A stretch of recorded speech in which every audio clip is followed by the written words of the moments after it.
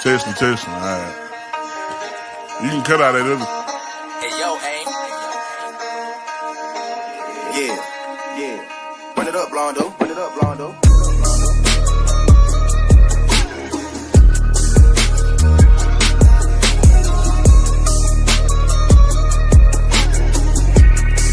Hey, see y'all from Texas, where we should ride in swangers and put diamonds in our neck.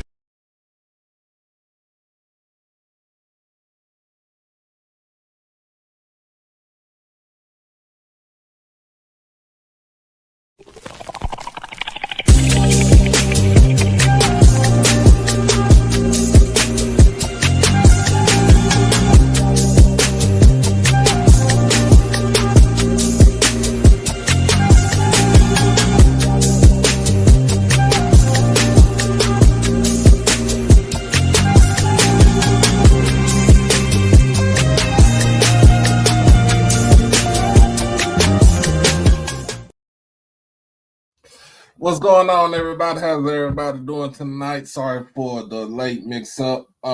It's your boy Doc. We are back with HBCU tonight, powered by HBCU Overdrive. Go ahead, hit that like button, hit that share button. Go ahead and hit the comments, because we need them comments to hit that algorithm, and most importantly, hit that subscribe button. Get everything, hit that notification bell to get everything HBC Overdrive. If you're on Twitter, go ahead and hit the follow button on Twitter, and then just come on to the YouTube side, hit that subscribe button. I apologize for my tardiness, but trying to sleep off this night shift. That's what I've been doing. Plus I had me a late lunch, and when you have a late lunch, you get that itis, and it's over with. So I apologize for that.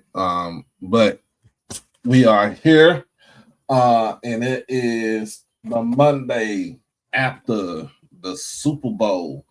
So of course we're gonna go ahead and talk about that. We're gonna talk about the significance of halftime show with Bad Bunny, and also we're gonna go ahead and talk about SWAC basketball. We're at the midway point right now, and of course, the white man's ice ain't cold.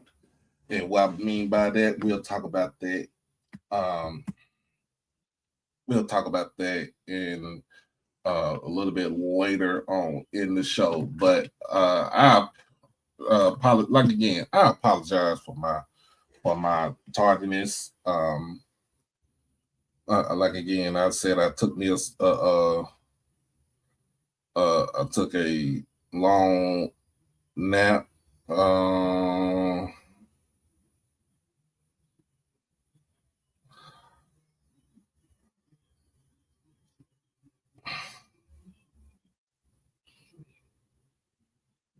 Yeah, I just had a not text message, voicemail.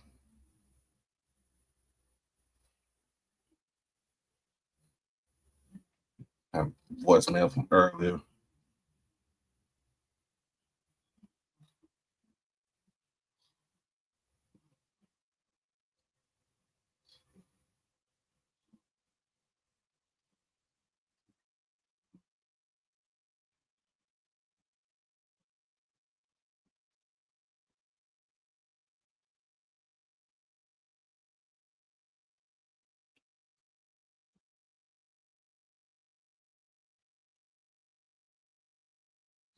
And we'll talk about that also, Lawrence. We'll talk about the future of FCS, mainly Missouri Valley Football Conference. We'll talk about that. I'm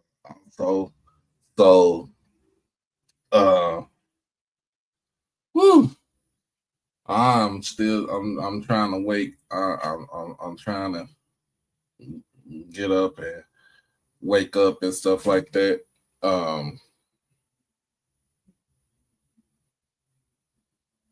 working night shift does mess with my sleep time and everything, but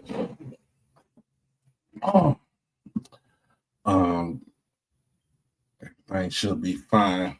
But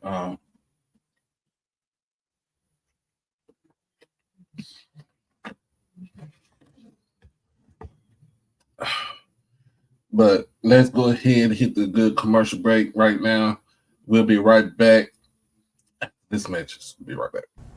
It's your boy Doc Holiday. Become a subscriber on HBCU Overdrive on YouTube, and you can follow me on all social media platforms at HBCU_Overdrive on Twitter and Instagram. You can catch me on TikTok at Holiday1925 and on Facebook under my real name, David E. Smith Douglas. Also, when you become an exclusive family member, you get all the membership perks. You get all the exclusive members only videos, early access to new videos, member shoutouts, and members only live chats. And also you can get birthday shout outs on here and win member when you become a subscriber. You can also hit the donation to the Cash App at HBCU Overdrive. You can hit the PayPal David Smith 1925, and you can hit the Zelle David E. Smith 30 at gmail.com. Remember, all proceeds go towards the channel, not the pocket. All right, we're back. We are back. Woo, what's going on, Chuck? As always. Oh my goodness. So yeah, let's go ahead and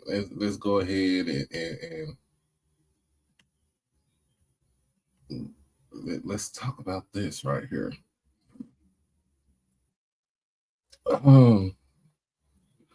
Of course, we got news over the weekend, and also we just got news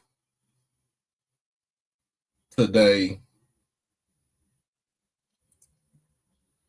that the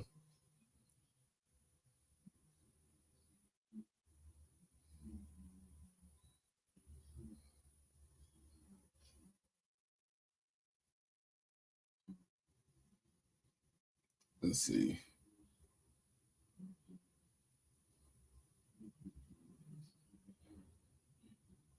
I'm about to read this article right here.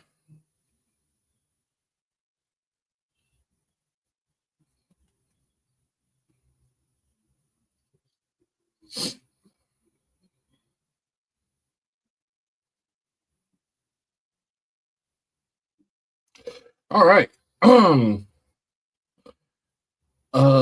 So we also got news out of Alabama. Alabama Center Charles Bediaco's injunction to continue playing this season for Alabama Crimson Tide has been denied by a judge. Sources confirmed to ESPN. He'll no longer be eligible for Alabama. Now, this news right here will set a precedent for guys that are that were actually drafted by an NBA club, NBA team, first or second round.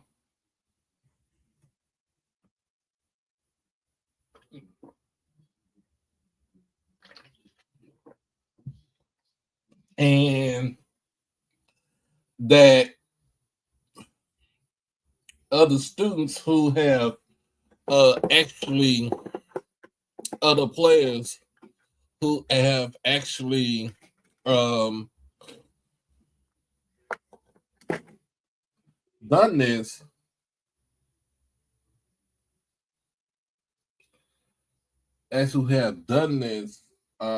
what does it says for them? Let's see, we got the player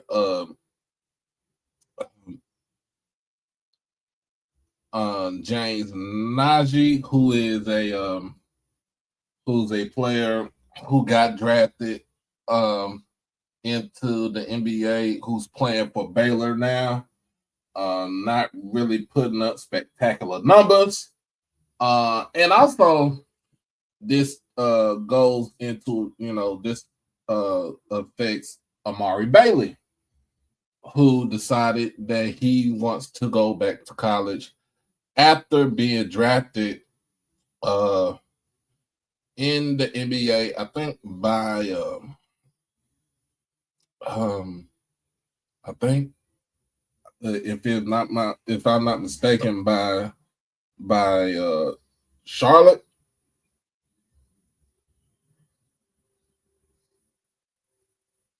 Put in the chat if that's correct. If I'm correct.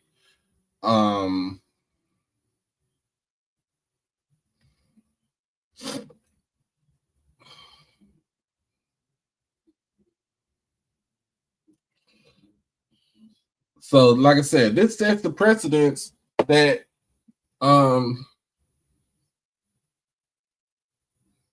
it should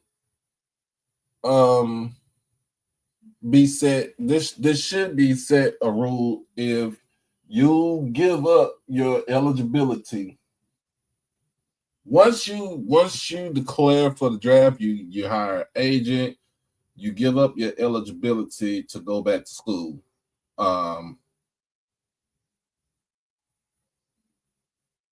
And it has always been like that, but for some reason, they find a loophole, and there's always that loophole they find and says that, well, I'm gonna go back. I'm gonna go back to school.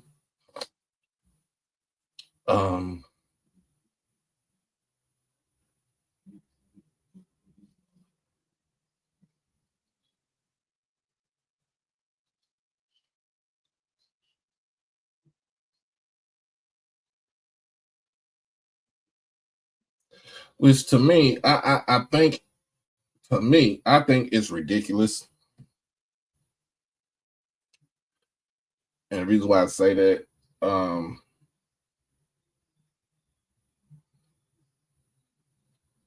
now if nobody picks you up, and you haven't, you haven't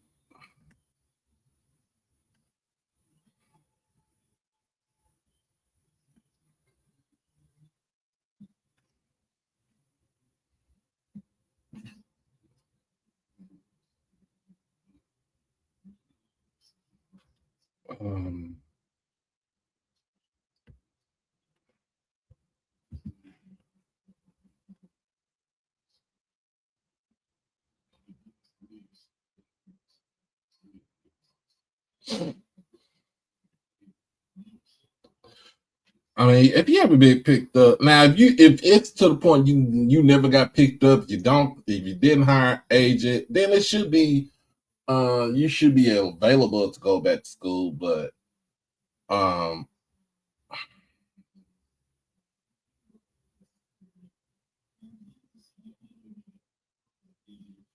other than that, man, I don't see what I mean. The big deal is that once you have your eligibility, I mean, once you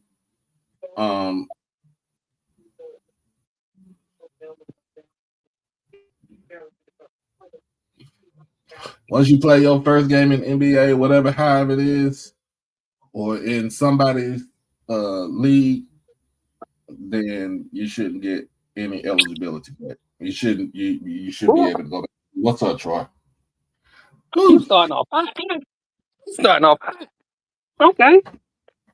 I mean, I'm gonna be honest with you. I just, when y'all sent it, when I just woke up and I seen the message, it's like, oh, now what does this mean for the other folks that decided that they wanted to go back to school after getting drafted?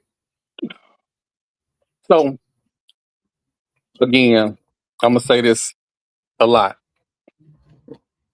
AWI guy here also have experience with my school getting a dude who played professionally.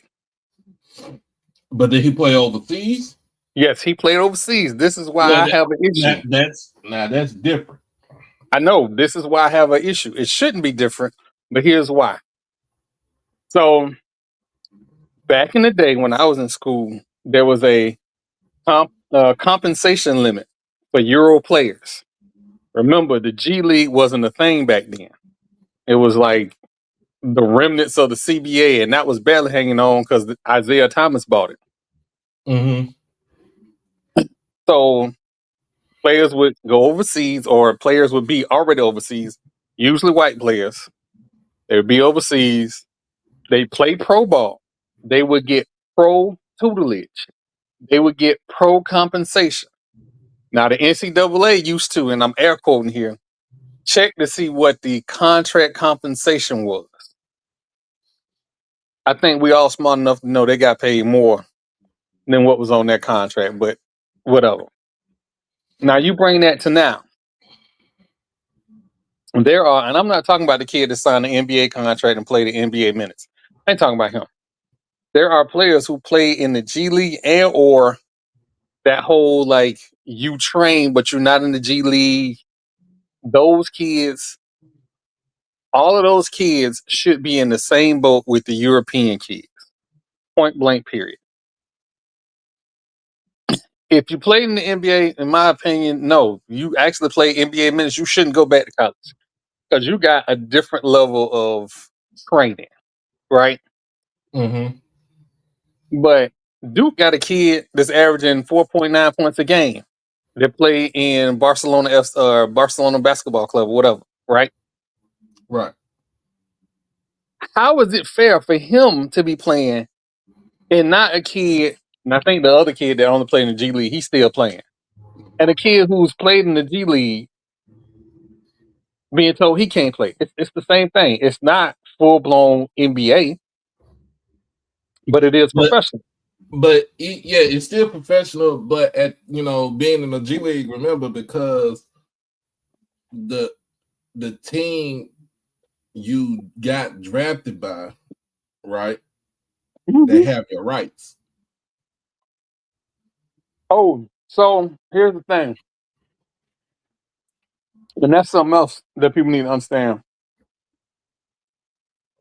Players, once they come back down, the NBA doesn't own their rights anymore. So if let's say this Diaco boy, he play next year, he have a good season. He's not gonna get drafted, or he's not gonna have his old team claim his rights. He's gonna have to get redrafted. But that's now if he has a two-way contract. Now I think that's the thing. If you have yeah, a two-way contract, they own your right. Then they own your rights. Like it's just like let's just say like Bronny. Let's say it like this. Bronny plays for the Lakers, but he also plays for their G League affiliate team, right? South Bay. Mm-hmm. Let's just say he decides he want to go back to school. He want to go back to USC. He won't be able to go because he had an actual NBA contract, right? He has an actual NBA contract. But his contract is a two-way contract because he can go so he can go back down. He goes, let's say, okay, he doesn't start in the NBA. He starts off in the G League. And they call him to come back up. They call him to come up. It's just like this is supposed to be like professional baseball. Professional baseball, the way they got it, the MLB and the minor league system is basically you start off in your minor league team, your single A, your double A, or your triple A affiliate team, right? Whoever you got drafted by. Your dad, and the thing about with baseball, you could be in the minor leagues for about 6, 7, 8 years before you even, before you get that call up to the big leagues. So once you get called up, to me, is you are a big league you are a professional baseball player, right?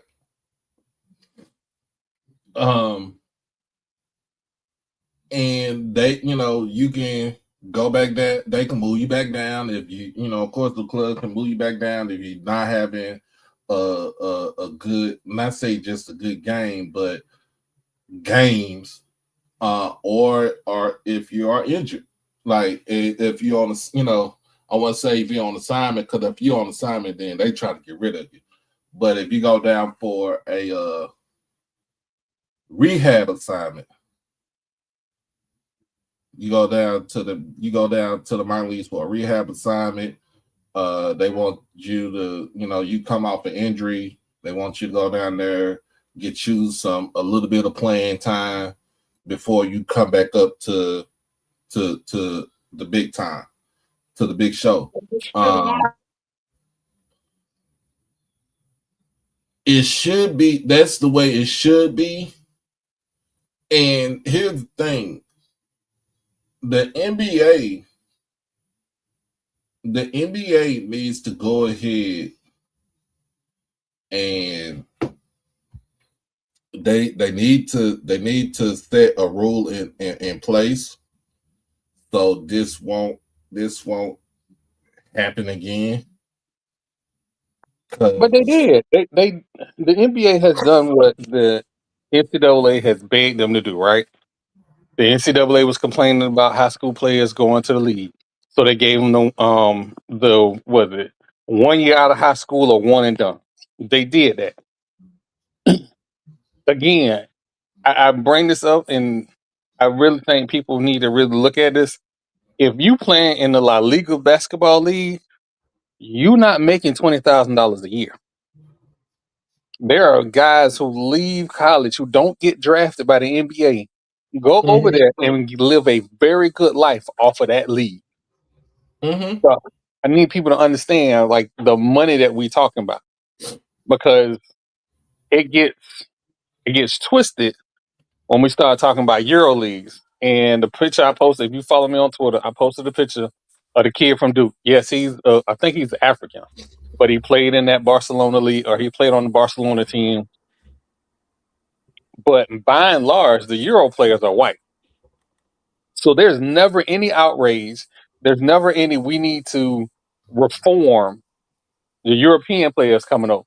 And again, one of the players Florida State guy had, I think it was 6'11", 6'11", stretch four. Great kid, great player. But if he was under the same rules as the black kids were back then, he would have never made it to the league. Never made it to the league. And all I'm saying is everybody's screaming they need to reform. Let's do a full reform. We're not just going to do just the U.S. leagues. We're going to do all professional leagues. If you have a two-way contract in the NBA, you're ineligible. If you are over 17 in the Euro leagues, you are ineligible. Because remember, they get those kids, and this is the fun part, they get those kids early, 16, 15, 16, train them in the Euro leagues, pay their parents. Then once they catch the eye of the NBA or a NCAA coach, them people that has trained them up, fed them, become their agents until they hand them off to a U.S. agent. And we know all this. We watched the Greek Freak documentary. We saw how his life transcended. We know all this. All I'm saying is keep everything. If we're gonna make a rule for everybody, not just our young African American kids over here. Because that's the only time we get outraged is when somebody that look like me might be getting the opportunity that somebody else feel like they don't deserve. That's when it's outrage. That's all I'm saying. What up, Jamal? What's up? I guess I popped in at the right time. Oh So, yeah, let's go. you know how everybody say everything ain't about race? This actually is about race. I'm preaching to the choir when I say this, but y'all gonna answer. When Naismith created basketball, what was the number one tenet of why he created this game? White people. No, yes, but the number one tenet, because he could not say I'm creating the game because I don't want niggas to play. This game was created and he wanted it to be more finesse than power. Look it up. I swear I'm not lying. So he created a game to be a finesse game because they could not outpower black people. They were already getting their teeth kicked in football. They had already started getting their teeth kicked in baseball. So cool, I'm gonna create a game that's about finesse because we ain't that big and we ain't that strong. Why you think dunking was illegal for a very long time? 3-pointers didn't exist, right? So and then when you look at now, when you're looking at the NBA, the NBA has been on this collision course for a very long time. I said it on Gathering the Old Men. 20 years ago, David Stern started making changes to this game to make the play style in the field look like the Euro leagues because the Mm-hmm. NBA was black as hell. So at that time, NFL was black as hell, still black as hell. NBA was black as hell, still black as hell. There's nowhere for white people to go. So all of this didn't just happen. This didn't just happen. It was all designed. You saw it when he put in those ridiculous ass dress code standards. Who care about what somebody look like when they in the tunnel and they haven't played a game yet? You enforce uniform code and uniform standards in between the lines, not when I'm in my personal car or in the parking lot. So all of this is by design, and a lot of people. I remember I got into an argument with my god brother about it because at the time he's like, "Nah, if I'm paying you $20 million, put on a suit." And I was like, "Yeah, you paid me $20 million to play basketball. You didn't pay me $20 million to control how I look and how I dress." Right. If you talk to him now, he'll go, "Yeah, Jay, you was right. I know I was." So all of this that we seen in the NBA with the Euro leagues and those kids have, like Troy said, they have been pro since they were 15 years old. But now they get to come play college. Now they get to go to the NBA. Those rules were not designed for us because we were supposed to go to college, flunk out of college, and never make it to the league. Why you think they took the jump from just straight from high school rule away? They do it in Euro league. Mm-hmm. Like you seen Brandon Jennings go. He gone when he came out of high school. He was like, I think he was the number one player in high school Yes, and basketball at the because Euro. and they changed, that rule went into effect after I want to say Dwight the Howard. LeBron draft. Dwight Mm-mm. Howard. Dwight So Howard. after the Dwight Howard draft, because he came in straight out of high school. Yep. Oh no, no, no, no, no, no, no, no, no. We can't do this. Gotta go to college. So cool, we gotta go to college for a year. And dude started skirting around the college year by going to a prep school for a year, playing prep ball, and then jumping in the league. Same shit Euro do. I think so. Here's my thing. I think my perception on this is that the reason why the NBA switched over from changing the rules for high school players to come in to you have to be what Have to be nine, 19 you have or to a be year 19 or a or a year after year out of high school. out Yep. of high school. Um, um,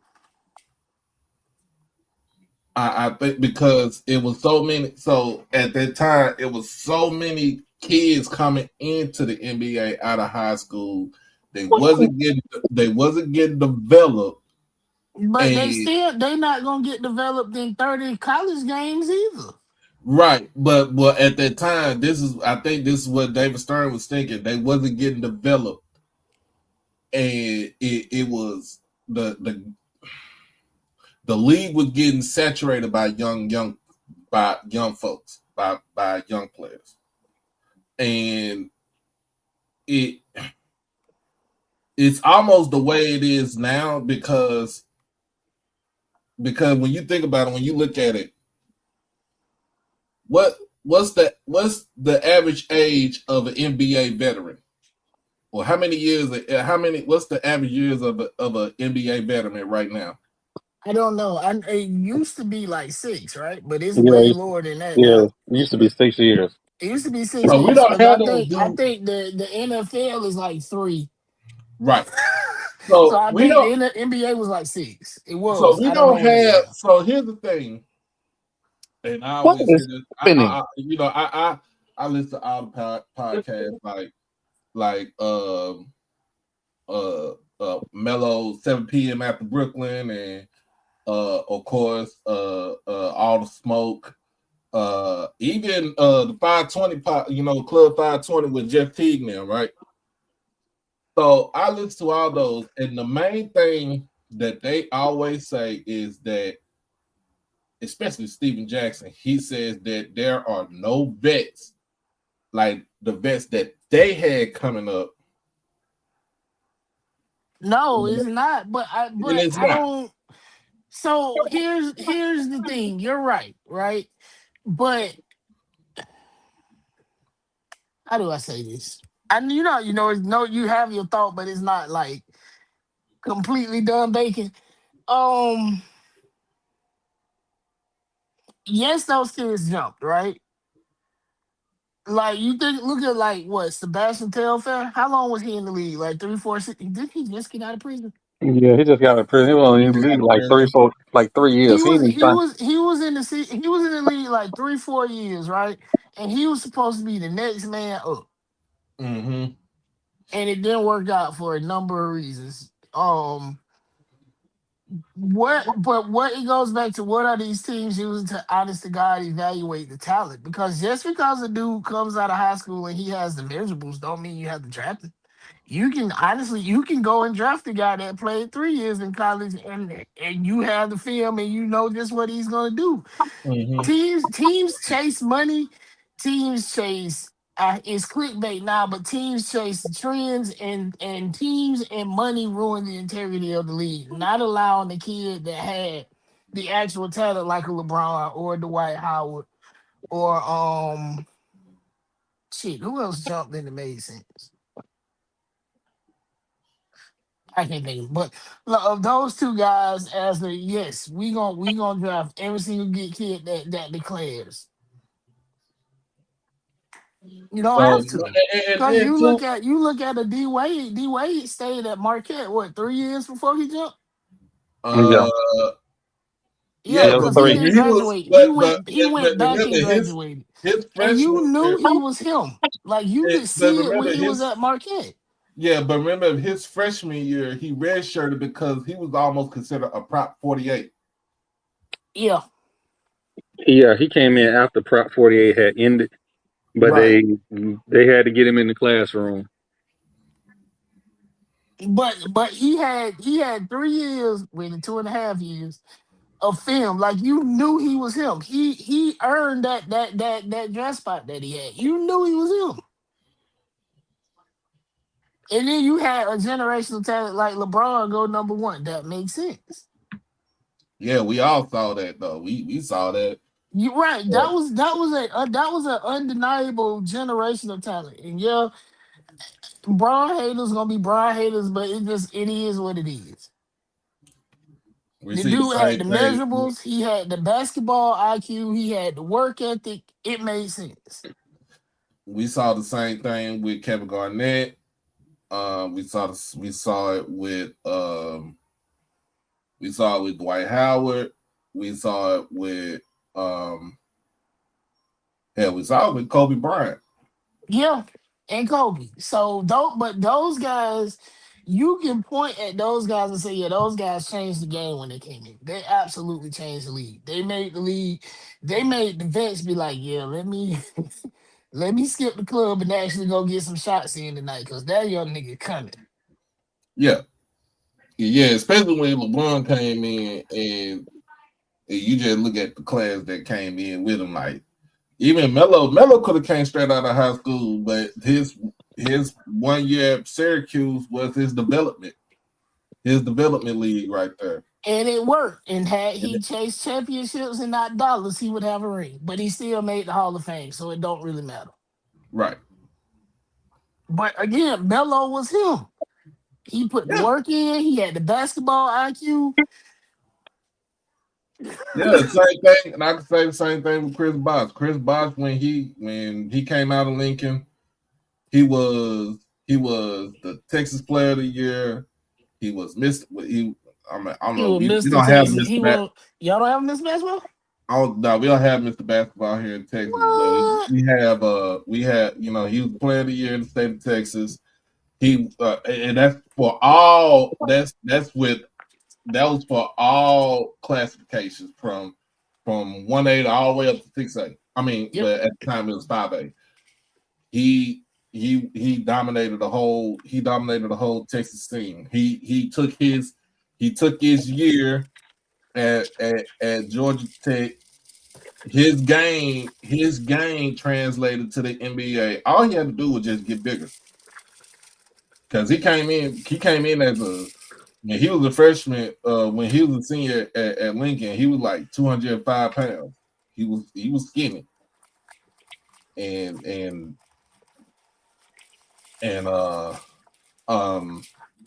he comes in, he goes to Georgia Tech, he puts on that weight, gets bigger, and the next thing you know, he gets into the league. He was top 3. top 4, top 4, really. He was top 4.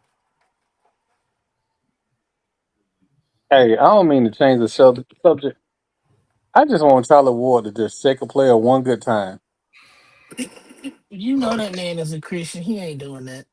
I know, but Yeah, I need. He probably need to get like one take, and then everything be all right. because they had a 30-point lead at 20-point lead at one point. They only won by 4 points. They scored 100, If but they gave up 96. If you want him to get a tech, all he has to do is just reminisce about when PJ Brown lifted his ass up and threw him into the damn. He is a changed man. Act like he got on the New York Knicks uniform, and then it'll be all right. You know what? That was a wild. That game was wild. That time of the league up. that time of the league was wild because it was folks that was on go. Oh yeah, that pure. It was folks that was on go. All right, let's get into some SWAC basketball. We had men's action tonight. Early tonight, Jackson State get their head beat in by Alabama. I mean, not Alabama, but Arkansas Pine Bluff. Woo! It says a lot about what's going on with Mo, and the thing about it is we sat Deshaun Ruffin out for a second game in a row. Is it a contract year for Mo? He got an extension. Oh, okay. Because he playing like he coaching like he don't want to be there no more. Losing to Pine Bluff, and Pine Bluff is one of the better teams in the SWAC this year, and that's with not having Dr. Bradley on the squad either. See the Jackson State 84-63. Of course, like you said, FAMU defeats Prairie View 100-96. That was a high scoring game. It shouldn't have been a high scoring game. They had a 20-point lead. Jesus. Again. Charlie break a clipboard. We might be on to something. That's what I'm saying. Just flip a chair one good time. We've said it. Like he is always gonna be the coolest, the calmest guy in the gym, and a lot of it is for health reasons. I know he did have some health scare when he was coaching Florida Highball, so I think he has to regulate like that. But yeah, I'm like, man, kick a chair over something, throw a cup. I understand that. Right now, you got I think it's on ESPNU. Southern taking on Alabama State. Southern's up 22-15 in the first half. Alcorn is up big on Valley, 52-34 with 12:49 left in the second half. Alabama A&M up 11 on Grambling with 5 minutes left in the second half. 54-43, and Texas Southern Bethune-Cookman are in overtime right now. Bethune-Cookman is Shit. up Is that on 9-6. SWAC TV? Yes, that is on SWAC TV right Oh, now.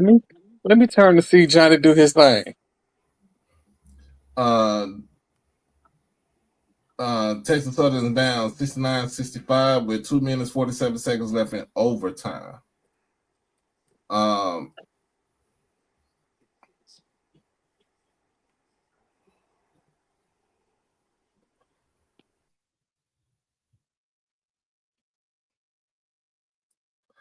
Yeah, Fabian. Yeah, look, they are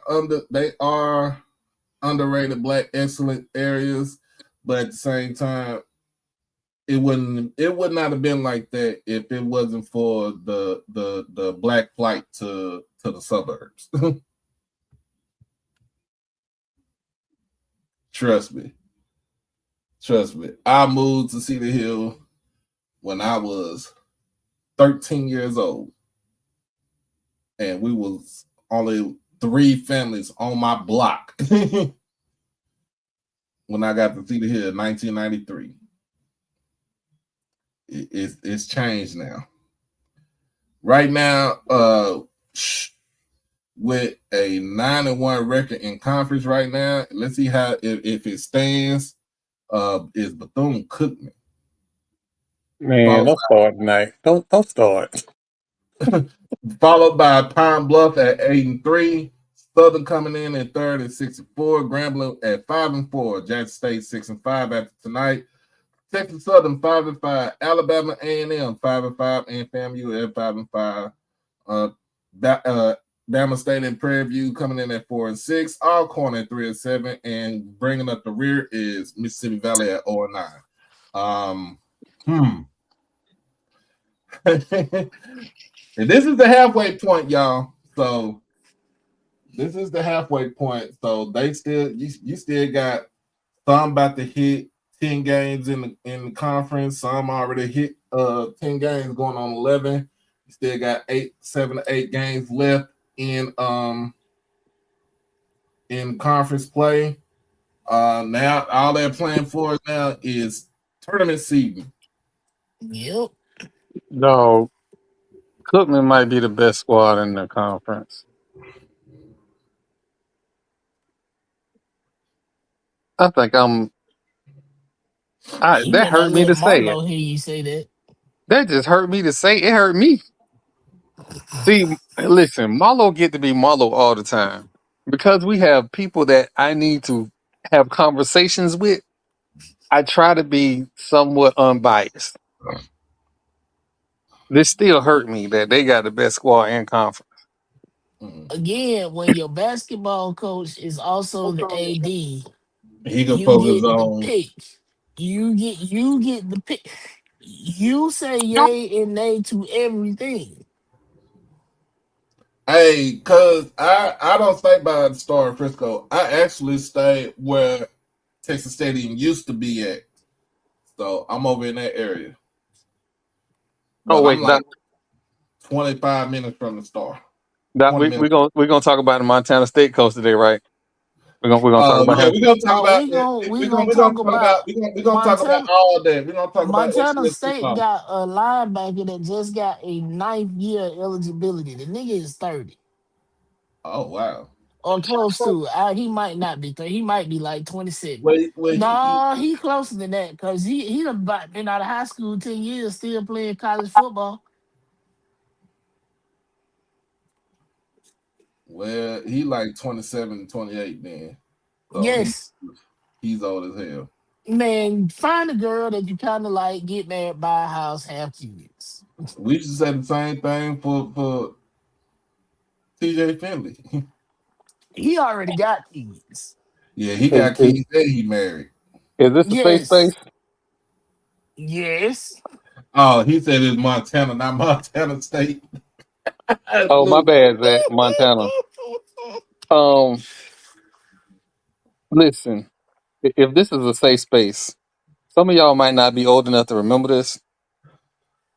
BYU used to always keep a squad because they had a mandatory mission that the students had to go on?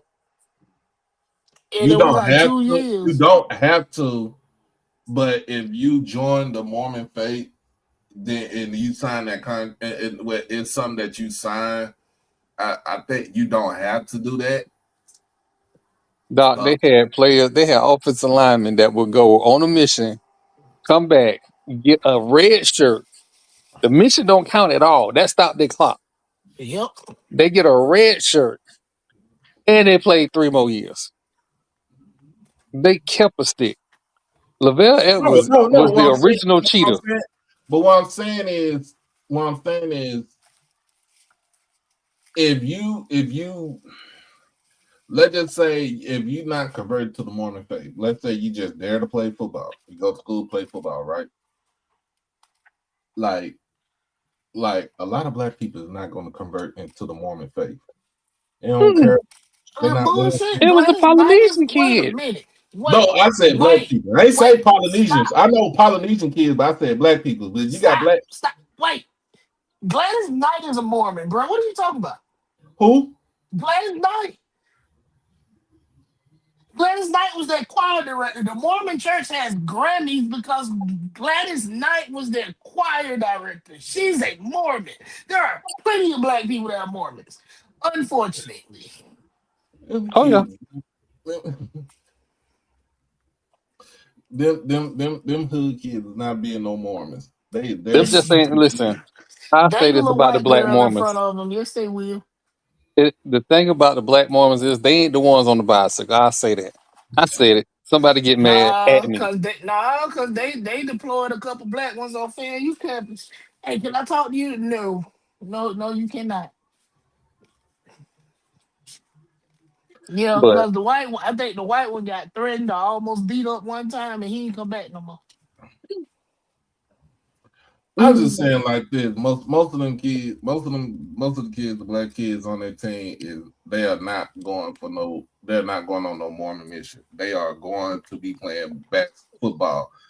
AJ DeBansa is going to spending his 1 year at BYU. He is going to the league. He is not worried about no dang on he's mission. not going to the league. He's going to the Utah Jazz exactly. Because that's who paid for him to go to private school. That's who paid for him to go to BYU. He's going to the Utah Jazz. Oh damn. Okay, so he had five. The kid had 5 season-ending injuries. Okay, well then, yeah, he deserved to have it. He deserved to have that. I don't think nobody really beating up on him though. My understanding is he was highly You touted out seen of high that man? school. That He was dude got a neck thicker than a bumper on a 9200 Accord. well based Is on my his neck rehab bigger? Is experience. his neck bigger than old boy with the no neck? Just about. Okay. When you spend that much time in rehab, you gonna get kind of thick because he do look like he fresh out of prison. But Yeah, he thick. I'm gonna start it. How you get on national TV talking about how you don't like the way college sports is going? Quit on your team, and now you the defensive coordinator of Illinois. That's why. If any Illinois beat writers have any integrity about themselves, they will be bringing that up to Illinois' head coach in the next presser.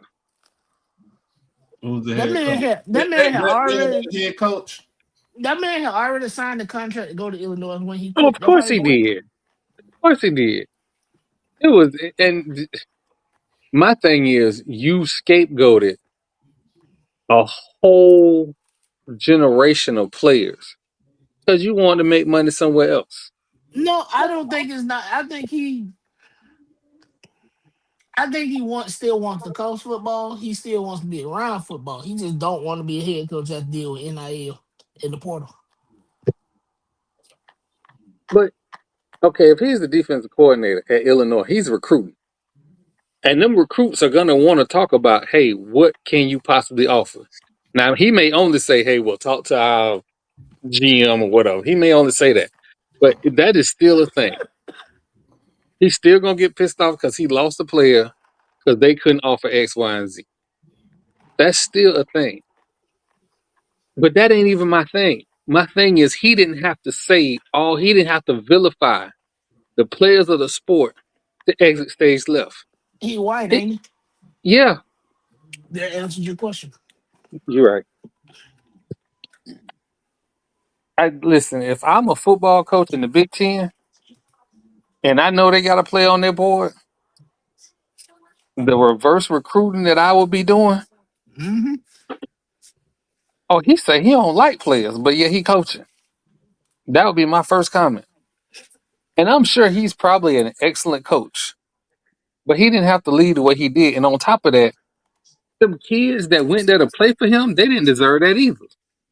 No, you're right about that. I mean, but they luckily for the rules, they can transfer. They get released Yeah, out. I think they got 2 weeks.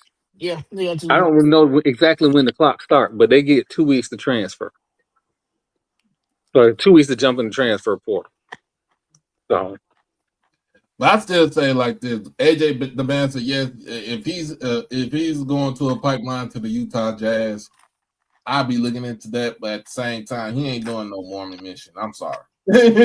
no, he's not going to no Mormon mission because they need him to make money. Listen, it is. Didn't he go to um two of your boy alma maters, Ooh. Danny Ainge? Didn't he go to Danny Ainge High School and he went to BYU?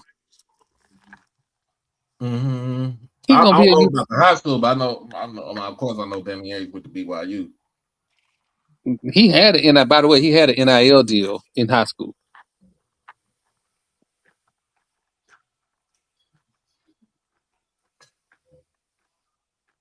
Mm. Yeah, he an NIL machine at BYU. Long as he don't have sex with nobody, he good. He can't have You sex. know, He can't drink coffee. He can't have a Red Bull. He can't smoke a cigarette. he can't cuss. He can't. Yeah, he can't cuss. Based on everything I see, I don't think he cuss. I don't think he the cussing type.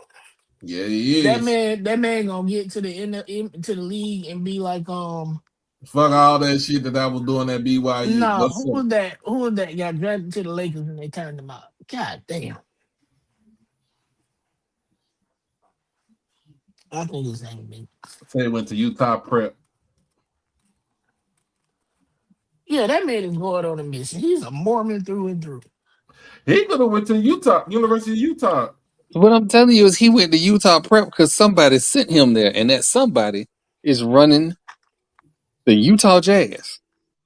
This wasn't no, and I think, and shout out to Danny Ainge, he didn't make it no secret on purpose. This wasn't no secret, so the NBA can't say he was trying to do X, Y, and Z, even though he's trying to do X, Y, and Z. Everything is out there in the open, so he is openly almost cheating. I'll put it that way. I will put it that way.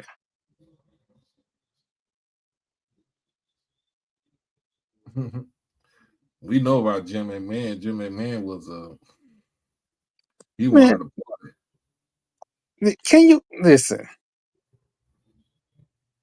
Because of who Jim McMahon was, did Jim McMahon win that national championship? yeah. Um, Jim was probably having sex on campus. You're not gonna make me think no different. LaVelle Edwards was a football coach. Certain rules was for certain superstars.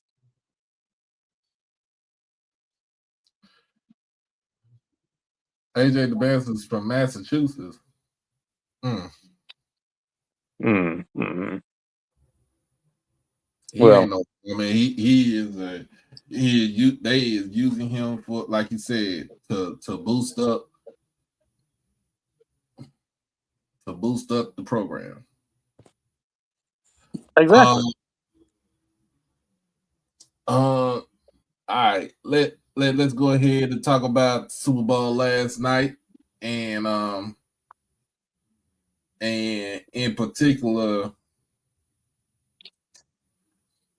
in particular the halftime show with Bad Bunny. Oh man, I'm Didn't gonna have watch to it.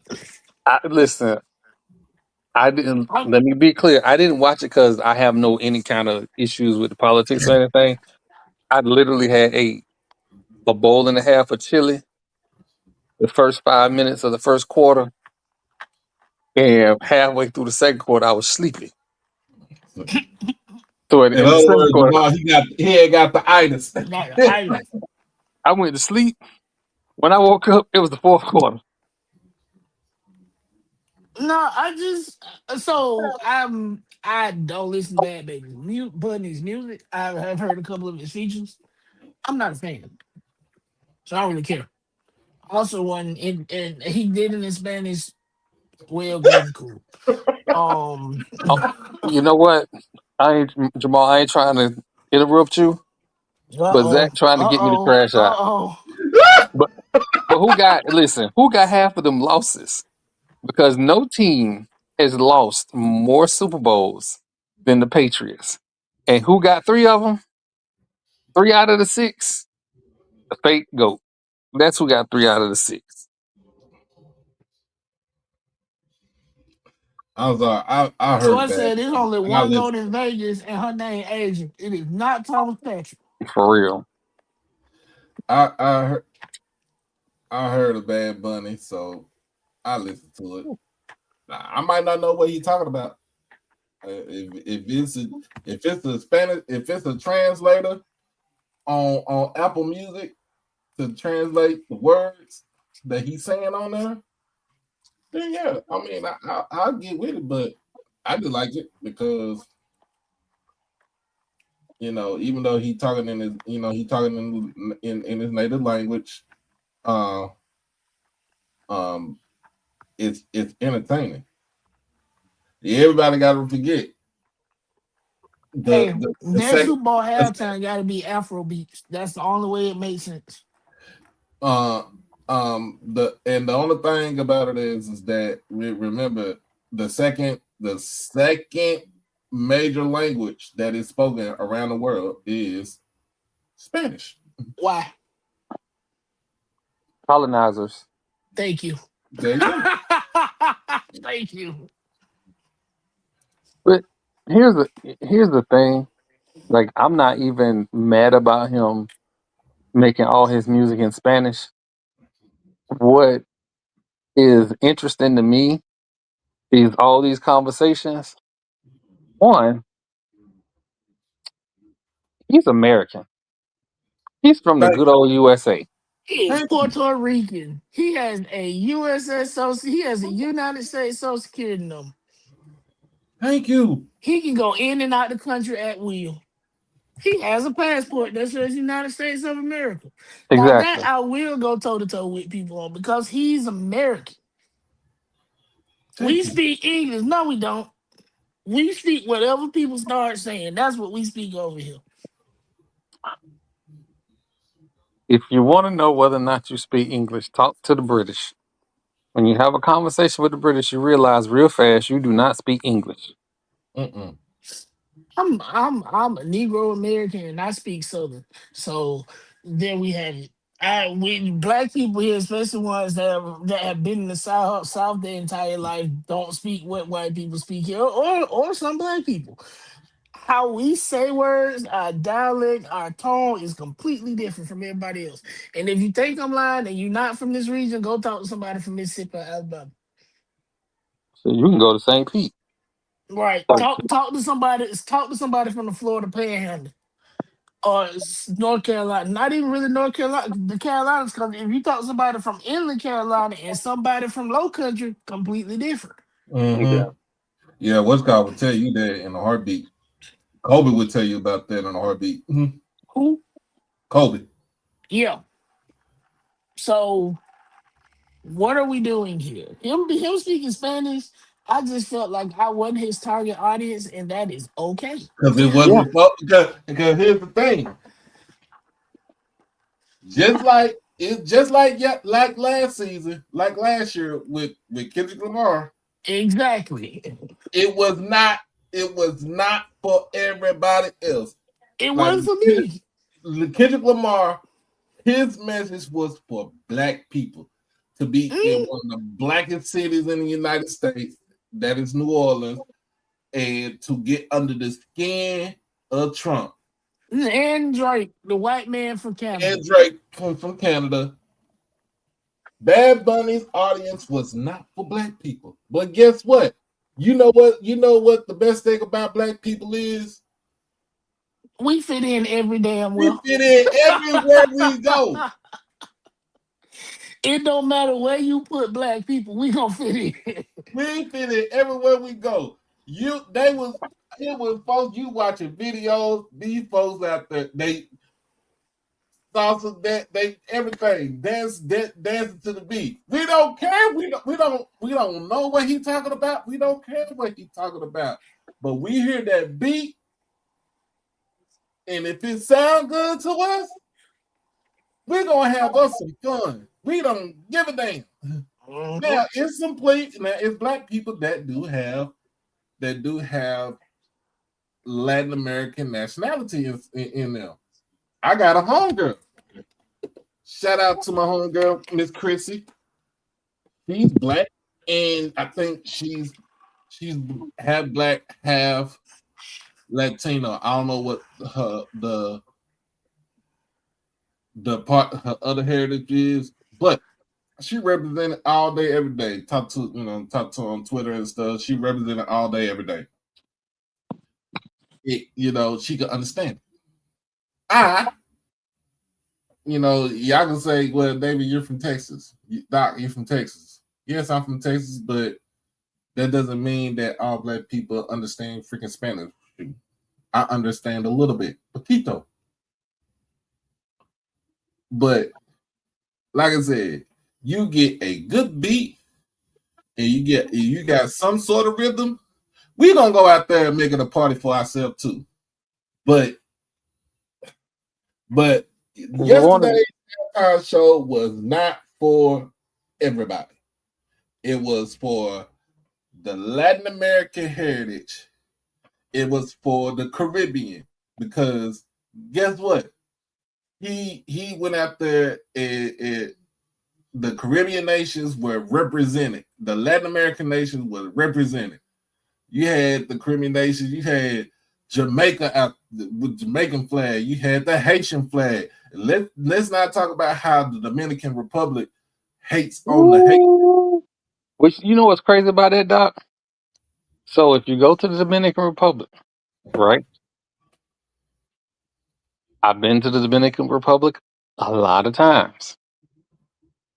Them people will walk up to me and start speaking Spanish to me like I belong there. But I'm also knowing that they've enacted laws to discriminate against Haitian people. Mm-hmm. But it's people that are Dominican that look exactly like Haitians. Mm-hmm. So that's all funny. But I'm gonna tell you another demographic that show was for. That demographic was for that show was for NFL owners, because they're going to keep expanding these games to different international cities until eventually they settle the NFL owners on, hey, you can spend a little bit more money. We got an extra bye week. Let's go ahead and put a team overseas. Just a thought to think about. Because as soon as the Super Bowl was over with, what's the first thing Roger Goodell was talking about? The possibility of expansion into an international city. It ain't no accident that Jay-Z has made sure that these shows have increased hit a certain demographic, and the viewership hits a wonderful number every time. They haven't had a year where I think since he's been over it that the numbers have gone down. I think they've only gone up. Yesterday the viewers number was 127 million people watched the Super Bowl last night. It probably went up for the halftime show. Yeah, it was like 133 or 131, something crazy. It was 2 million more than the year before. Insane. Last year, how many? 100? Almost close. Almost 150 million people watched the Super Bowl, and they watched close to 200 million watched the halftime show. That's Let's insane. talk about when it was in LA and you had the LA legends out there. No, And, I think Rihanna had like the second, the third, or the yes, Rihanna second had like the highest. second highest. And but that's because she don't talk to people no more. Rihanna had the second Rihanna highest. hasn't put out an album in Rihanna 10 ain't got to put years. out no damn album. She can't No, keep that but man no, off of her. but I think it's her. I don't think it's him. I think it's her. She don't. I think she She she won't stay off him. Listen, that man went to trial, came back. She had a baby on the way. That baby was made that night. mm-hmm. Soon Ooh. as he got soon as he said as soon as the judge said not guilty, boom. Ooh. Come on, baby, let's go. Mm. They gotta wait. But she ain't gotta worry about making music no more. No. I'm not talking about Oh no, the I know, war. I know what you're talking about. I'm just saying the fact she has a loyal fan base. Oh yeah. And it's a lot of them. So when I knew when they announced her doing that show, I was like, this shit finna do numbers. Cause she does not only does she not release music, she does not tour. She don't do features. She simply stays in her house and have kids. She look at Make that. She look at lingerie, that. She look at all lingerie this and stuff lipstick. packaged by Fenty. Right. So you never hear from her. So I expected that to do numbers. Just like I expected Kendrick to do numbers after he set the internet ablaze calling that man a pedophile. Oh, he was doing numbers even before that. Like I said, he was doing No, numbers. even before then. Not diminishing what he did before then, but in that moment, because of everything that had happened at the beginning of that year, I knew that was gonna do numbers. All that man, everything but the child of God. Them niggas argued through song for 72 hours straight. I want Kid Rock to say But something about remember in the beef because it started off. And yeah, y'all gotta understand. Okay, so this beef is like 13 years old, it. Yeah. right? It's, Yeah, it's no, long that as wasn't the start. That's some people's introduction to it, but we knew that he didn't like that man for a very long time. mm-hmm. He basically saw something when he went on tour with him back in 2013, 2010, 2011, something like that. I think it was right after he dropped Good Kid, Mad City when you kind of knew who he was, but he wasn't K-Dot yet. But Drake was Drake. Right. And then he saw something and it's like and you know Kendrick was like he's saying that he always says hip hop is a sport. Yep. So he's always in competition mode. He's always in battle mode. You're talking to a battle, you're talking to a battle rapper who can actually dish you on that microphone and then go and tour and make albums and sell out millions. So that's what you talking about. That's who you talking to. Drake was a he was a almost an industry plant. He was Almost almost. Yes, He is an industry plant. He's the see, graphic industry plant. thank you for saying that. Now people can stop calling Doechii the person with a documented industry, not documented industry, with a yeah, it's documented. documented Remember, also it's on YouTube, YouTube. YouTube, Twitter account of this lady paying for her first album with her unemployment check. If that's not hip hop, I don't know what is. She got fired from her job and was like, I don't know, I'm gonna figure it out. Got unemployment and paid for a mixtape, an album with unemployment benefits. What? Hey, can with this current government, can we stop saying that out loud? What? What? Wait. I What just was? don't. Wait. I don't want to say What? that out loud because you know What we? they do goofy stuff. Oh, they are stupid. I forgot. But still. But yes, Drake is the industry player. And so is Ice Spice. Mhm. And it's and Shout out with to Ice Drake, Spice Mama. you look at it with Drake, it's like, yeah, he can make music, but bro, we know what you are. You know, you was you was a plant. Oh shit. We've had another NBA brawl. Oh yeah, Charlotte and Detroit. Yeah, Isaiah Stewart just punched the hell out of Chase Bridges.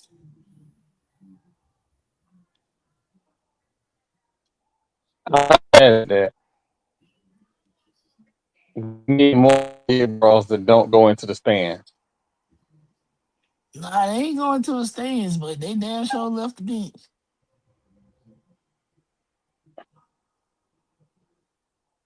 Hmm, Yeah, thanks to Ron Artest, he can't even. Can't do that no more. can't do nothing. Oh man. Did you talk about Canada Junior No, going we about to to talk. the FBS? No, we get ready to talk about it now. But at the end of the day, Bad Bunny came in, did what he's supposed to do, showed up, showed out in his native language. Actually had a couple get married on the damn stage. That was real, everybody. That was real. Is Getting Yeah, this I a saw safe that. space? married at the Super Bowl. Is this a safe space? Hmm. It may sound like a great idea right now, right?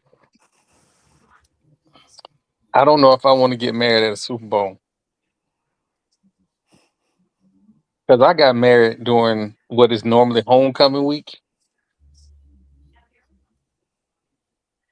I'm just That's on saying you. that man got married at Super Bowl. So the next time next year, it's gonna be in the middle of the playoffs. He ain't gonna be able to Yeah, watch the playoffs. and she gonna be wanting to go. Well, he might not even be a American football fan. It might be just fine. Might all work out. He might like soccer more. I'm You just Yeah. saying. know, He got. the World I'm Cup is just saying. during the summer, so he's fine. Him and his bride got married at the Super Bowl at a halftime show with Bad Bunny performing. Anytime they get into an argument, he win Yep. because he can say, "I married you in front of the whole world. Whole world saw you." Hmm. Yeah, But you got still, a point. what other bigger flex can you have right there? I mean, you really can't. You Just can't. I mean, you shouldn't need one, but you know, And both look, they both was happy out there because it's like, look, man, we are at the Super Bowl. We are both of Spanish descent. We got Bad Bunny performing right now. Fuck all that shit. the lies I would tell. I had you an ain't open lying. bar for 80,000 people. I had the best wedding ever. You ain't Best, lying. the best You way. ain't lying. People about to be watching my wedding every week.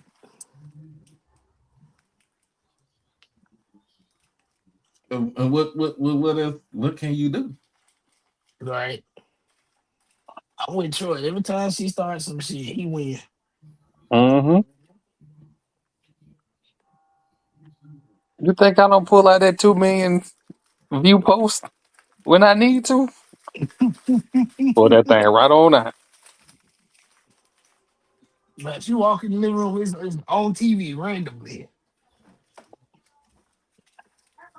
And the first thing they gonna do when the next year the Super Bowl come around or that weekend come around, that February the 8th come around. Honey, you remember we got married at the Super Bowl? Everybody saw it. Everybody saw it. You better not And have no y'all was, side chicks out there. and y'all was having a good time.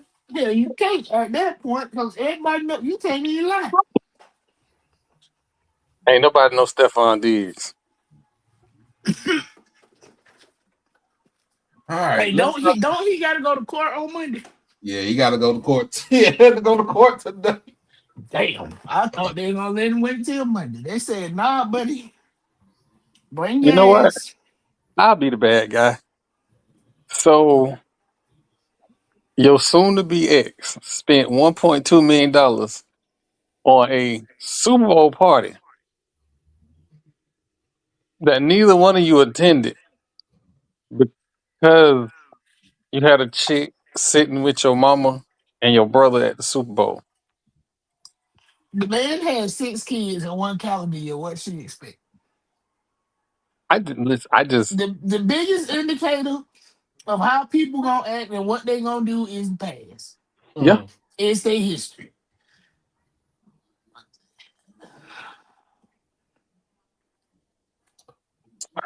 I just find that interesting. And I'm not here to judge because I've had some interesting life choices. But dude, it's the reason you ain't in the Baby Daddies of America club. Damn.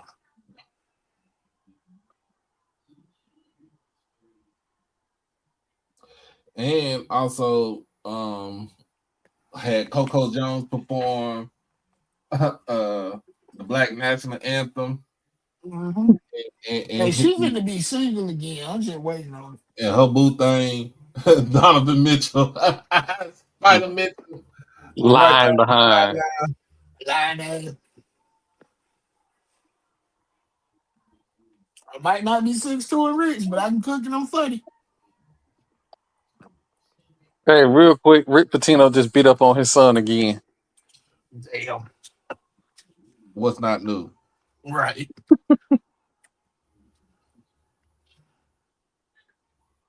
Shout out to Coco Jones' mama. Mm-hmm. Um, and let's also talk about before we get into Troy's favorite segment, Canada Junior Football. James Pierce Jr. is the dumbass. The No, biggest he said dumbass. that he's going to jail and he just He needs is to go. going to jail. He just needs to go. Honestly. What'd you Regardless say, of Doc? You about to lose your job? yes. You about to lose your job. You about to lose your job. Huh? I'm gonna tell you how insane this situation is. Unrivaled posted a picture of him and Rakia, I want to say 2 weeks ago. He is at the game wearing her jersey. They broke up in September. That man, It's What? February. that Thank man, you. that man stalking the old girl. And he got charged with it too. Thank you. So I was like, oh, this is yeah, put that nigga in jail right now. What's the thing? What's the thing? Them old school players used to be saying, man. She put that snappy nappy dugout on me, and I couldn't. I ain't go nowhere else. I was up. Like you out here crashing $400,000 vehicles on purpose, running Oh, over police officers in the round. you are. I'm sorry, Mr. Pierce. You play for the Atlanta Falcons. You live in Atlanta, Georgia. There are plenty, and I mean plenty, of black women out there. Like, I guess Rakia Jackson said she put that thing on you. Um, No, I ain't even gonna say that. No, Like I don't think sometimes it's some people that. just crazy. Yeah, yeah, I think he is genuinely crazy. And then yeah, when you find out he is top 5 talent. he is. He is top. Listen, because I argued with a nigga on TikTok. He was never projected to go top 5. I was like, word me thing. I didn't say he was projected to go top 5. I said he has top 5 talent. And he went what, 26? I think so. So when he got drafted, I was like, something ain't right. Either And he he's led the either team. either And he led the team in sacks. 10.5 sacks as the rookie. I was like, so either he failed that stupid ass Wonder League and he is a dumb jock, or something with him is off. Then you find out the University of Tennessee coach pretty much like, man, I can breathe. That nigga is gone. Thank God he is not here anymore. Josh Heupel said, "You know what? All is good in the world." Cause he ain't got to worry about this man no more. But yeah, he's stalking that woman. I just got some news, y'all. But I don't know if this is true, but I just got some news. An unidentified Dallas investor group is interested in partnering with Mark Cuban to buy the Mavericks back from Patrick Dumont. You And know this, why that is, right? You know what? That lady wants to go to Vegas and own a Vegas franchise. well, she the can't do NBA it. the NBA board of governors is likely to vote this summer on expanding the league by two teams. Las Vegas and Seattle are considered favorite cities. And So it's she not can gonna, get but it's not gonna, but see, moving the Mavericks is not gonna be an expansion. That's not what I'm saying. I'm that's saying but is she sell it back yes, and and create an she ownership can group. jockey, Yep. yes, to get the expansion team. She's already been an owner.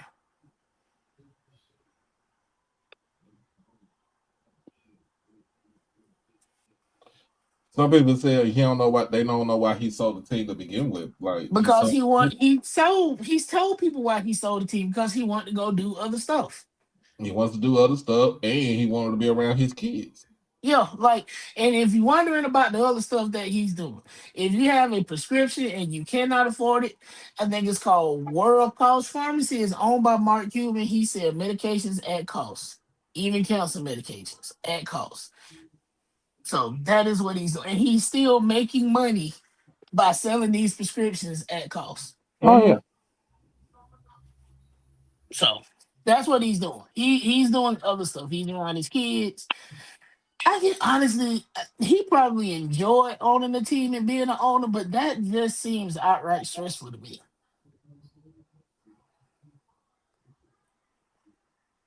I think he fully enjoyed his time at the games to Yep. offset the times where he was going gray. Yep.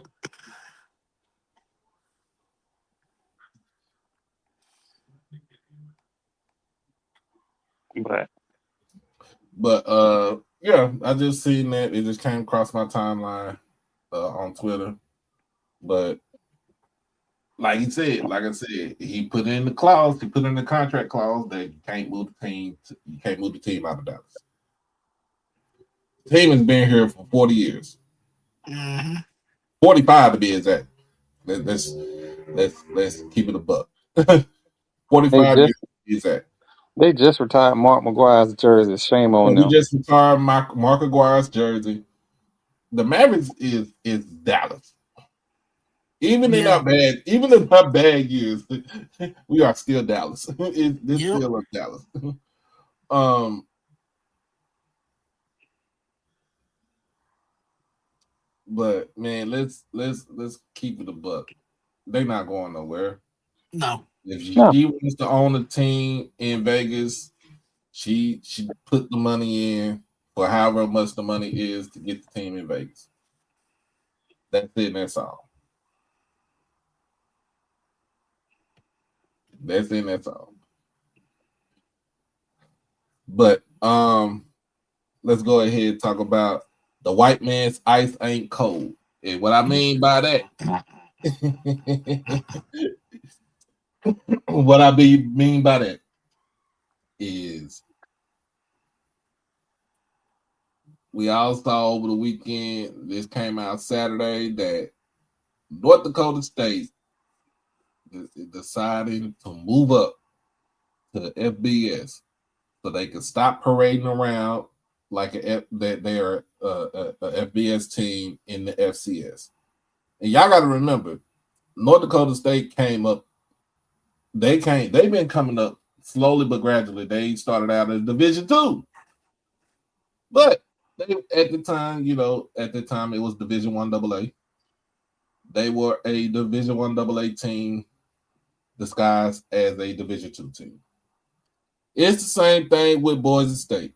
Boise State came around. Boise State was a junior college before it became an actual university.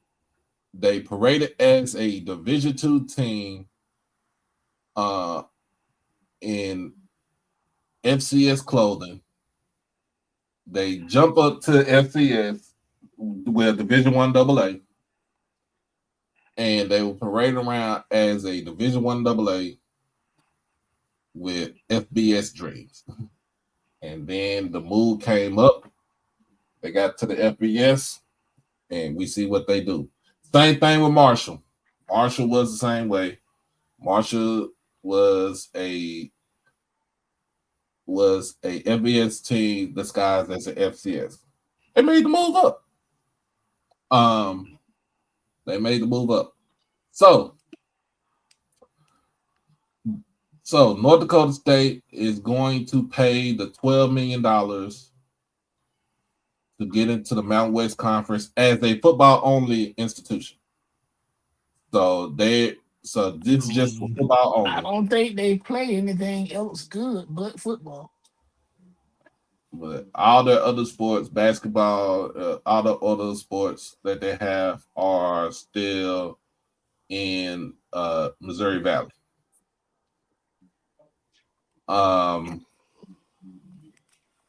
This is for look. Everybody's been asking this question for the longest. When are they going to move up? When are they going to stop parading around like a FBS team in FCS clothing? So they're going to pay the $12 million to get up, and also $5 million that's required for them to move up to the FBS. Remember the money. I want to know why are we charging NCAA schools to move up?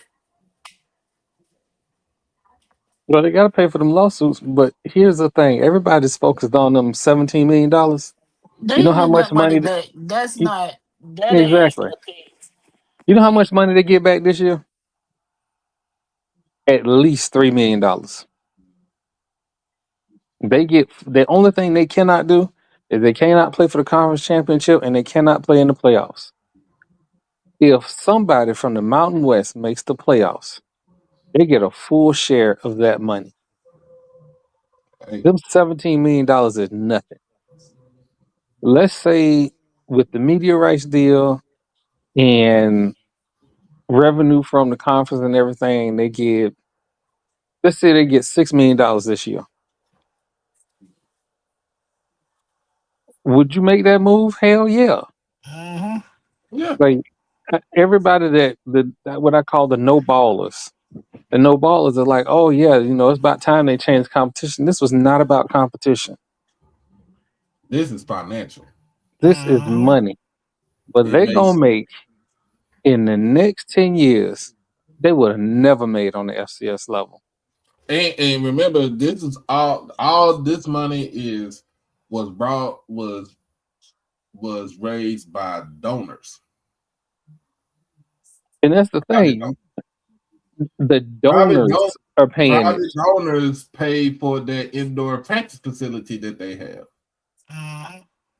Private donors pay for the upgrades in the Fargo Dome. And they're going to be the only team. I think they're going to be the only team in the Mountain West Conference to play in the dome that doesn't fit more than 20,000 folks. Because it snowed in the middle of October up there. They got to.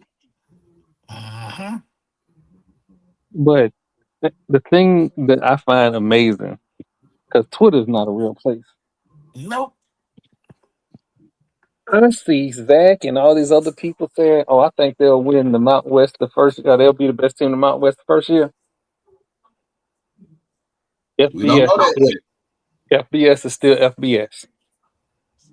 Said North Dakota zero money from the state. Yeah. I think me and Zach, we talked about this in the other group chat. I mean, Hey, random Troy, know what I'm probably don't know. What is going on with the city of Tallahassee local government right now? Are you talking about the power randomly going off in Quincy? No, that happens all the time. I'm talking about the fairgrounds. Not they have sold a course with the burial ground on it. The people that run the North Florida Fair just said, "Hey, we've been maintaining the fairgrounds. It's supposed to be held in trust by the city, and they let us use it. We ain't got no blueprint money, and these people done decided to sell half of the 142 acres that's supposed to be held in trust to put a motel on. What are we doing?" You know what? This got Florida State written all over. I wish I could say it wasn't, but I can't. hey Troy, Blue said, "Bet your eyebrows they'll win in the first year that they can." Blue have to understand that you talking with all this bravado. North Dakota State couldn't beat a bad Colorado team. No, they couldn't. Bethune beat a bad FIU team. Just for context. So I know everybody want to make them be that. FBS is still FBS. But at the same time, the way that they run their program, they run it as like an FBS program. So I think That's fine, but you have to have the FBS players. And it's gonna take them a year to know what they need in that league. Here's the thing, like, right? So when you move like James Madison moved up, they ran through the conference. Great.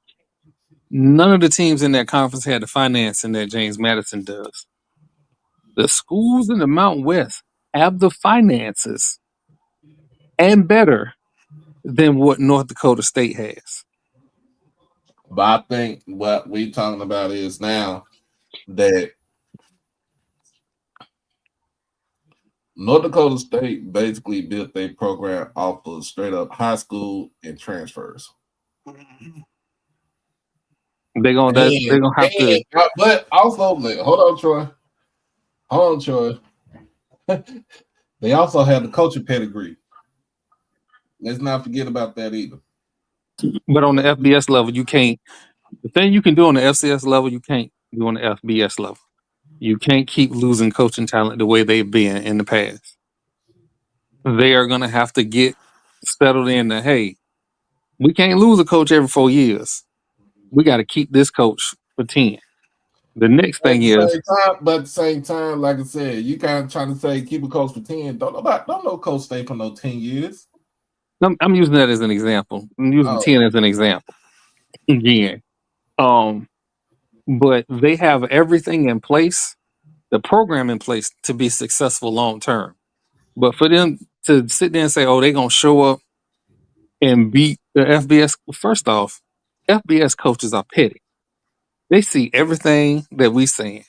They probably already got blue tweet as bulletin board material. So when Blue go up there for media day, they're going to be looking at him sideways. Secondly, they have the best, they wasn't even in the championship game this year, the top 10 talent in FCS. Top 10 FCS ain't the same as top 10 in FBS. They're going to need to get the players that they need to be successful in that league. But so they don't know what. But you also got to understand this true. This too, Troy, is times are different now. It's not. They just played Colorado and they just lost to Colorado. They got to get the players that they need for that level. That's the only thing I'm saying. They're going to be successful in that league. But day one, no. Troy, you're right. We can't say that because I don't we can't say that because Liberty did the same thing with the same players from that played on the SCS, and they came up and kicked everybody's ass. And I'm saying I'm not talking about. Listen, those conferences are different than the Mountain West. But The Mount. still, though, but at the same time, it's always the conference can be different, but it's still gonna be the talent. They still had talent.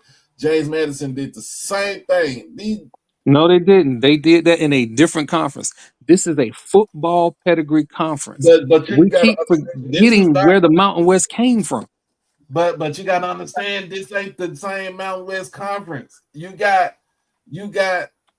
most of your good teams are going to the Pac-12. They're reviving Okay, the Pac-12. I'm just gonna sit back. Yeah, they're gonna revise it because UCLA that lost $40 million flying 27 teams in North Carolina twice a year. And then that's the other thing. You in the Mountain West, you still got. You are gonna have to teach your players how to play against Hawaii. And I don't mean your team need to be better than Hawaii. I mean your whole program changes when you have to fly out to Hawaii. I mean, but that's cool. That's cool. But remember, they're only going for football. They're not Oh going no, for that's what I'm talking about. nothing I'm just else. talking about just football. I mean, but you gotta Nobody's understand. talking about North You Dakota also State got the same basketball. thing. So you Do also they got the even same have a thing about, basketball team? huh?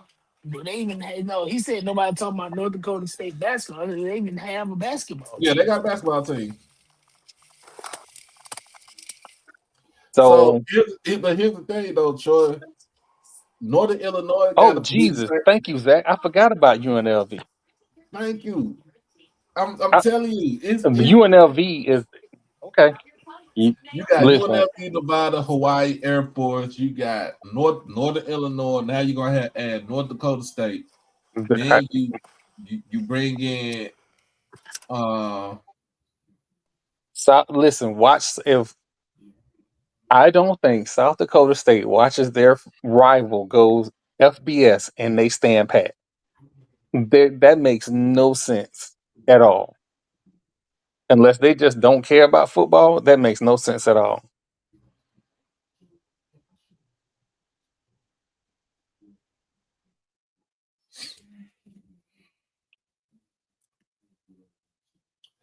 I can see a South Dakota State That's what I leaving. mean. South Dakota State, like I can see South Dakota State going to the Mountain West. the, I do in my brain, and I could be wrong. That will be like for the audience. That will be like Bethune Cookman watching Florida A&M go to the SWAC and they not make the move. Like that's no way in my brain thinks that you gonna watch your rival elevate and you gonna stand pat, even if they don't go to the same conference. I got that. They I might mean not be that, ready but now, Zach. that happens everywhere. Bethune followed us to the sweat. Yeah, They wasn't even invited. But listen. it was a package. It was always gonna be a package It was deal. always gonna be. They were coming. We were not leaving them in the MEA. It would not have made sense. South Dakota State might not be ready today, but the way boosters and alumni, I'm gonna tell you the way alumni work, right? I'll tell you about my alumni group. My alumni group watched that school in Miami do well, and then they started trying to raise money. I promise you, there is an email amongst South Dakota State alumni going, "Hey, we need this, this." They might not say, "Hey, we need to get ready to move," but they're gonna say, "We need to make these changes to make our program better." If they stand pat, that just tells you they're not serious about football, and then that becomes a trickle down effect when you come to recruits and everything else. They're not gonna stay 3 to 5 years. I don't know about that. Maybe 3, 5 years. Mm, that seems like a lot. 5 years seems like a recipe to get somebody AD 5 years.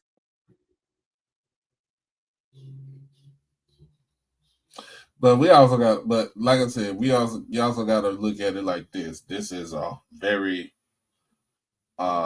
This is a very lucrative deal for them. Like, just forget the competition. The competition is irrelevant. This is a very good financial deal for them. They can take care of all of their programs off of this move just for football.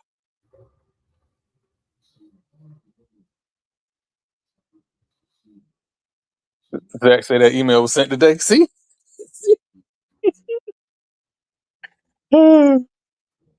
When your rival do better than you, you get real petty real fast. But no, shout out to them for making the move.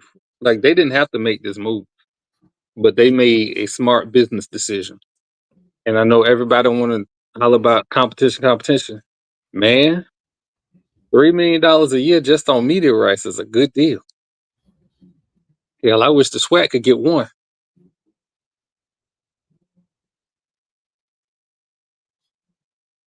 Is Alabama State about to knock off Southern?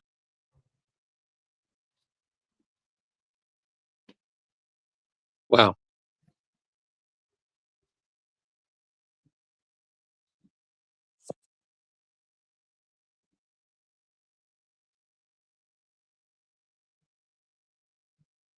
Oh, they're going to the Summit League for basketball.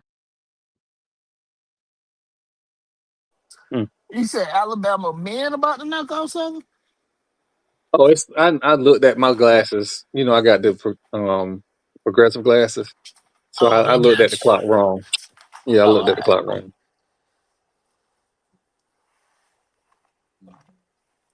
But yeah, man, with now this always gonna now because of the toss of North Dakota State moving up to FBS, it's always gonna bring up the subject of HBC, what HBCU program could move up to FBS, right? We Stay minding right our where we at. business. We minding our black ass business. That's what we doing. That's where we go. That's why I said a white man's ice on that West Coast. They ain't got nothing to do with us. Great. They moved up. Whoop de doo. Amazing. Hope you win, hope you lose. Hope whatever happens. They ain't got nothing to do with us. Mm-hmm. I am of the belief that when the autonomous board decide that they don't want to abide by the rules, the autonomous board will move to their own league, and then that will create other opportunities for HBCUs. In the meantime, sit right where you at. But it's already creating opportunity. Look at what's happening with look at how the autonomous forward trying to phase out ESPN. Well, I know And as soon as ESPN money start looking crazy, guess where they gonna run? ESPN should be nowhere near HBCUs. They HBCUs they need a. should not. They should not. But guess where they gonna run? As soon as their money start looking crazy. I know. I I would implore people to pay attention to what Amazon is trying to do. Amazon is desperately trying to get into football, college football content. That's because they gotta find their next stream of revenue because the original stream of revenue they've already wore it out. They already and for people that don't know this, they already have government contracts. AWS is used by all federal government, the CIA, the FBI, Bro, like Netflix. All of that's these, just all of funny these, too. all of these companies already use Amazon Web Service for their servers and to push and to build a platform. So now they got to find another revenue source. What's the revenue source? College sports. Oh my God, What? Alabama State might be better than I thought they was. Oh, Well, you Um,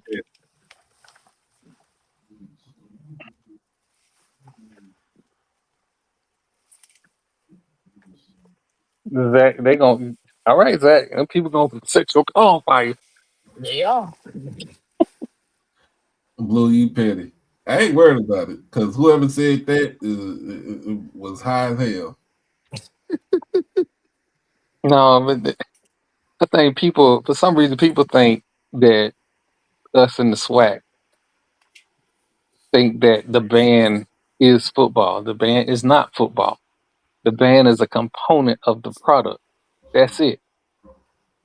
And ESPN and whoever else need to compensate for the entire component of the product. But they That's don't all I'm saying. understand that because band culture is not them. Oh, I know. They're trying to build a band culture now because again, that's additional money.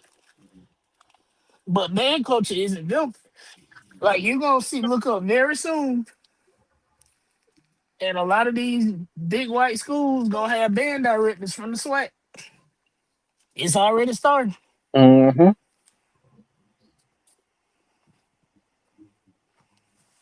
Because when I heard Florida State play FAMU's arrangement of Nick, I already knew who worked over them. Wait a minute. Say what now? Oh, They let me say. Let played. me go ahead and send this email right now. I don't fucking play by that. Yeah. You can play anything else. No, Anything else. but it's a Rattler on staff over there. I, So it made sense. listen, I don't care. There is an alumni association for a reason. Troy They said, finna don't get play an that shit email. no more. There's finna be an email. Troy said, that is not yours. Huh. Had me ready to flip over a table when LSU was playing it. Yeah, but LSU had their own. I don't like their version. I don't like It's that version bad. either. That's why I don't want them playing it. LSU version of Nick so bad they use Southern versions for college football.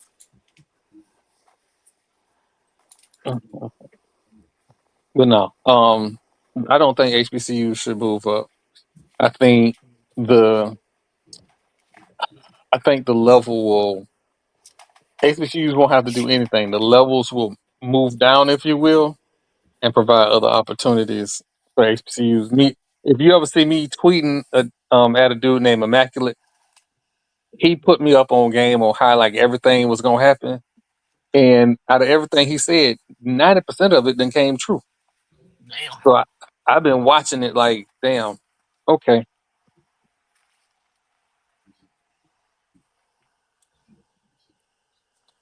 So Yeah, that's what I'm saying. Like, man, it's gonna be somebody that's gonna say something about HBCU moving up to MBS. We I ain't want them people.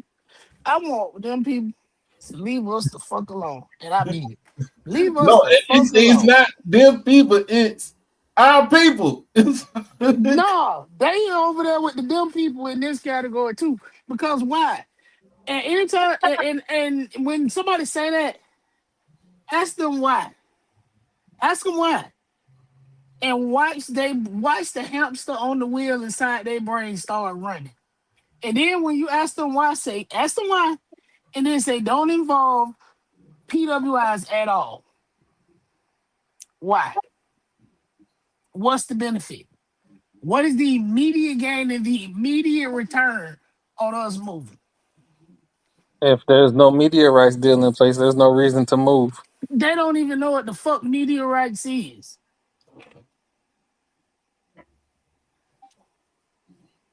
I watched downhill skiing and I saw the replay of Lindsey Vonn crashing. Man, do you know I turned it on the Olympics right when they was airlifting? I'm like, who getting airlifted? Shit. And I get on Twitter, they're like, oh, that's Lindsey Vonn. I was like, I'm glad I ain't see her crash. Oh, she said she'll be back. But her daddy said she She will not be crashed. back. She crashed. It was She said she coming back. Her daddy said he has seen enough. She is 41 years old. She is done. Oh Meanwhile, wait, hold on. USA is in the mixed doubles in curling. that lady in there. Mm-mm. Oh. She know I watch curling. No, the lady from Twitter, man. Not the blonde haired lady, the one we Oh, been talking about. oh no, she's not in curling. She's not in curling. She's a A bobsledder. speed. Oh, I was about to say a speed skater. She's a bobsledder. Oh, okay. Yeah, that's why I said I'm watching curling and in that.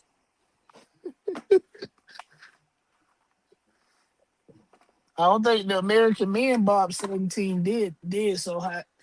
Mm-mm. Somebody bobsled team fell on the railing of the course. Ours, ours. That was ours. That was ours. And then the driver slid down the ice. Yeah, that was ours. And get right. Nope. so yesterday I had a chance to be on Twitter Space with HBCU Pass and my man Ray Rogers with Urban Sports Team. And got to talk to assistant basketball coach women's Pistons basketball coach at Howard, Brian Davis. Oh, nice. That's the Uh, squad they got. yeah. That Coach that Ty that Grace was Coach Ty Grace was on there, but she really didn't say anything. Also had I forgot her name. Let me because she did say me.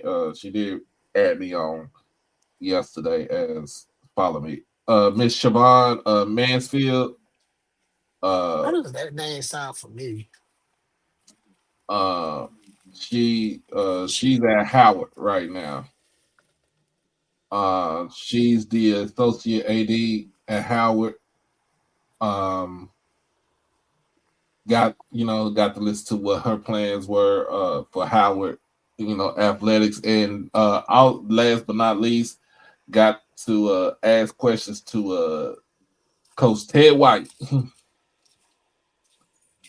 um, They happy about him, ain't they? yeah, they are happy Yeah, about they him. are. They happy that he has they have a plan in place. Um, about Howard football. Um, him getting there, and it's kind of he got there before National Signing Day, but he's been working. He knew he was getting that job. He's been working. I mean, it's the same thing that Quinn was doing. Quinn was working before the contract was done. Mm-hmm. So But I think Coach White was been working before he was named head coach at Howard. Oh yeah. yeah, I want to make sure I say this a certain way. There are certain alumni, when they say something, pay attention to yeah. I mean, that goes for most schools. it. Yeah. And it was a certain alumni that had talked about this happening long before we was paying attention to it. Mm-hmm. And we thought it was just fortune telling. No, it ain't fortune telling. Every athletic department, every AD has a list of replacements in case they coach leave. I mean, Suggs said it. She was like, a good AD keep a top five. Mm-hmm. And what you can win a championship, they still got a top five in their desk row on their hard drive on their phone. They gonna keep. He said, what's the kid? Hey, what's his name? Blue? Because I heard about this. I heard about it. I,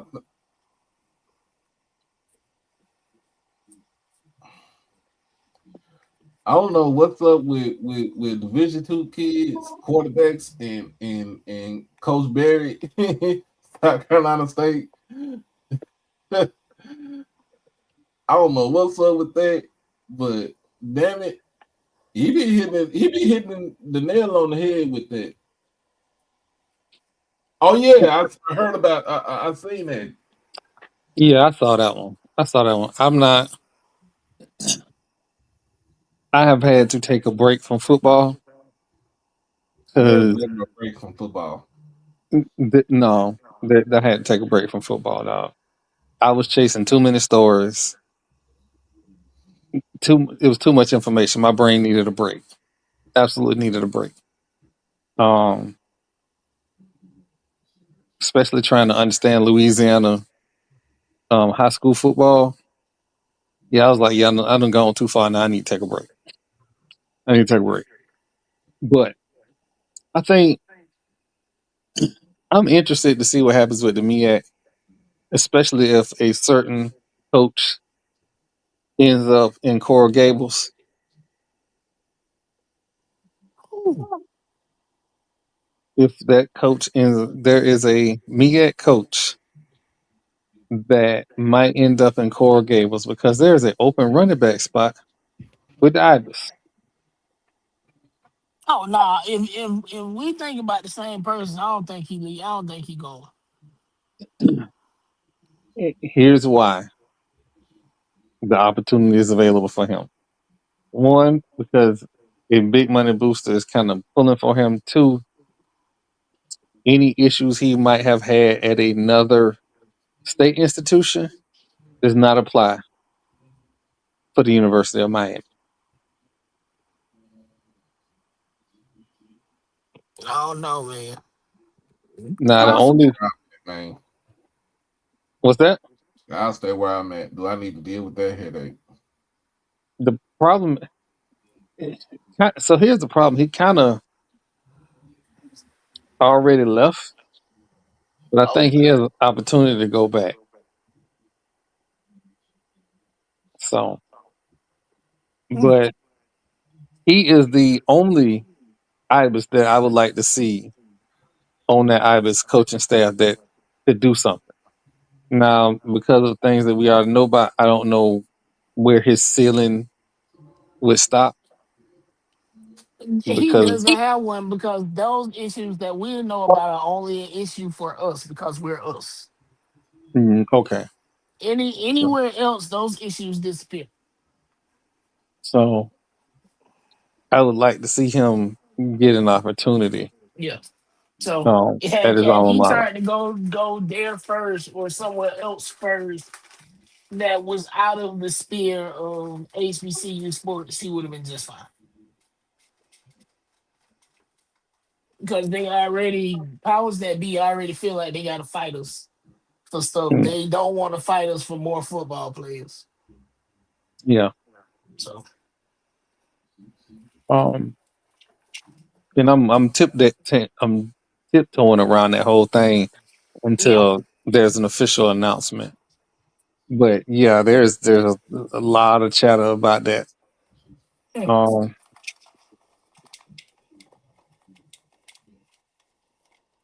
but it's also a lot of chatter about a experienced offensive coordinator becoming the running back coach in high school. Isn't it high school recruiting coordinator for FAMU? Talking about Torian. Torian. Torian. What is Yeah. his, why can't I think of Brianna his last Morgan. name? Yeah. Yes, Toriano. Morgan. Okay. Um. Yeah. I, I like that hire because experience. Um. The more experience you have on the coaching staff, the better. Remember, he was just a head coach last year. Yep. Not last year, but the year before. Yeah, before. So He was also, remember, he was just a head coach at Edward Waters. hmm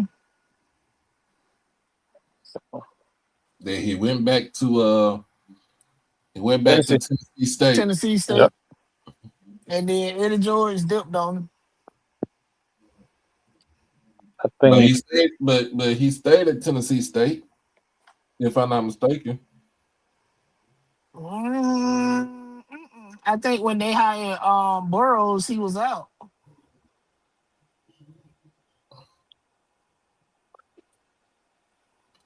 When they hired Barlow. Yeah, I think he was out. I think he bought in his own like cleared it and bought in all total new people. I could be wrong, but I feel like he did. Now he's at FAMU.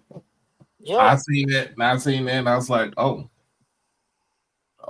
FAMU mean business this year.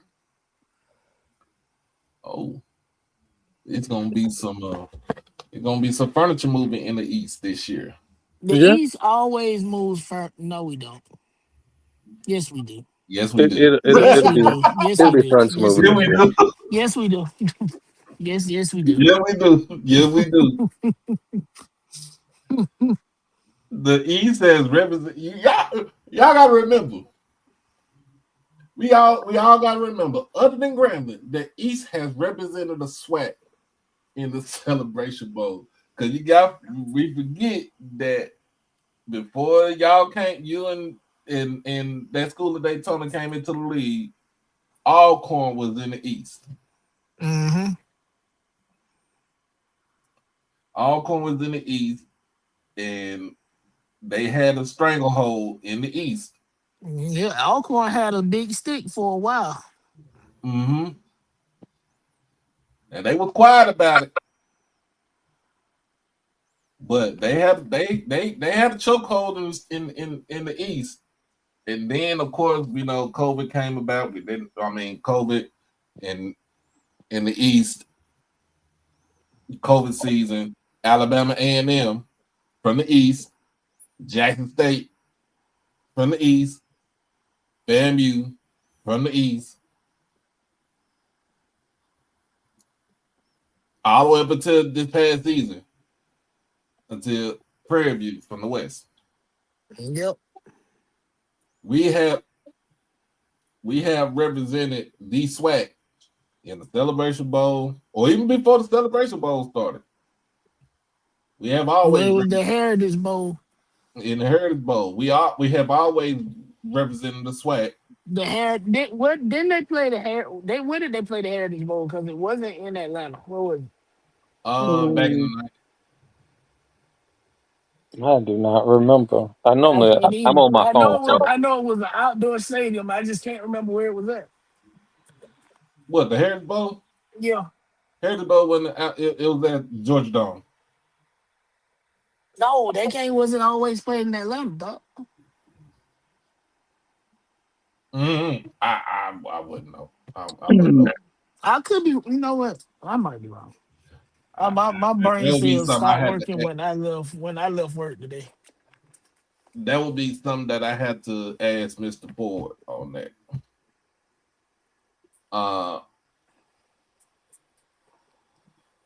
But oh yeah, he said they played in Miami 1 year. But since 2000, let me be real with y'all. since 2011, the East has had a stranglehold on the SWAC. Yeah. I mean, I know since we've You been gotta here. realize 2011, the SWAC, the better teams came out of the East. Now, 2012, it was Jack State versus, I think in the championship game, it was Jack State versus Pine Bluff. Pine Bluff won the conference that year. They won conference championship that year. 2013, Southern won it that year, but they vacated that and gave it to us because of what was it? I think it was eligible or APR. It was yeah, I one of think them. that was the AP. Wasn't it APR year? It was APR year. So Southern was supposed to be in the championship game.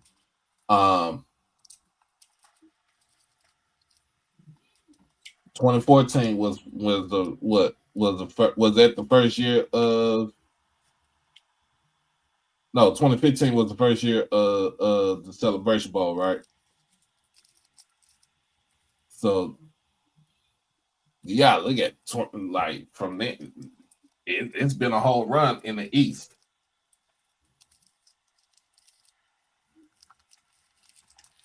Anyway,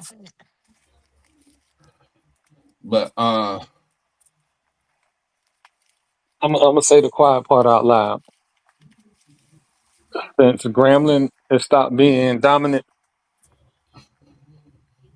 that's pretty much when the East took off. Grambling started being dominant when Broadway left to go to A&T. I mean, like we have always said, one bad hire can set your program back. So But then I can't dismiss the fact that when they brought the 5, they still had a team. They still had a quarterback in Kincaid. I'm sorry. When the last time they won a national championship? that Yeah, they Vegas won one that they Celebration won. Bowl Yeah, in they won the Celebration Bowl. 2000. Yeah, the one that the 10-9 game. That was crazy. Lawrence, let me tell you a little secret that you need to know about um, Black National Championships. Right up until a year and a half ago, people were not claiming unclaimed national championships. Then people slowly but surely start claiming unclaimed national championships. So if you ever see me look a little sideways at certain programs when they say they got this many national championships, it's because I counted everybody's national championships one by one and made sure I noted which ones was unclaimed and which ones was. There are certain teams in the upper mid east that had a whole bunch of unclaimed national championships that now they claim, but somehow they still not above Tuskegee. Why even do it? Why go through all of that? And you know what? I'm gonna shut up. Well, I say this because they did give us the 2021 national championship, even though it was won by South Carolina State that year. But they also gave part of it, the Division II, to Benedict that year because they went undefeated, and I think they gave part of that to y'all because y'all went to the playoff. Didn't y'all go to the playoff that year?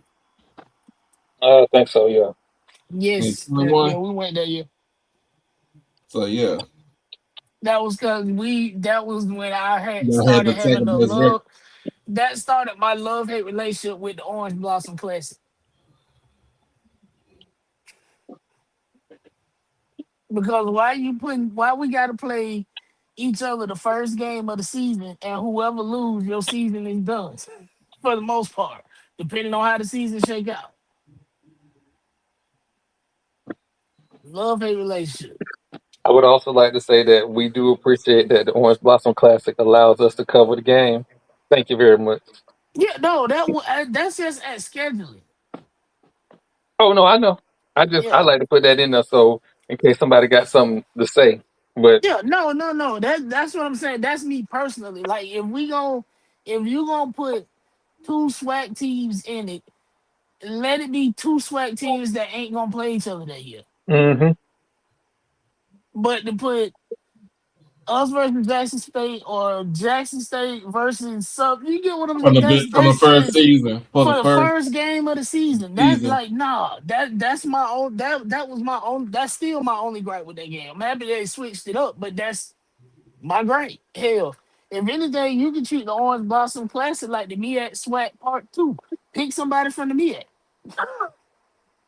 Lawrence, Tennessee State, Hampton, and North Carolina A&T has not claimed a Black National Championship in some time. They will not be claiming any Black National Championships unless they somehow make their way to the MEAC or the SWAC. Well, also got to remember Tennessee State. You got to remember Tennessee State for a very long time was an independent. Yep, So, and that's how they won those other national championships, being an independent. That's how they made but they those. do have one. Remember, they do have one from what was the last one? That was When their they 16th one. No, they had one when they won it in the 90s when they won the conference. They won the OVC 1 year. I think it was, if I'm not hmm mistaken, 93. Yeah, but there was no real Black National Championship game. Remember, we still had the Sheridan Pole back then,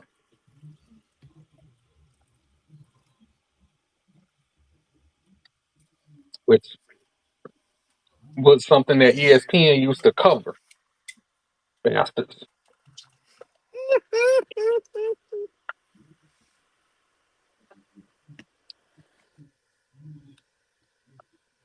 So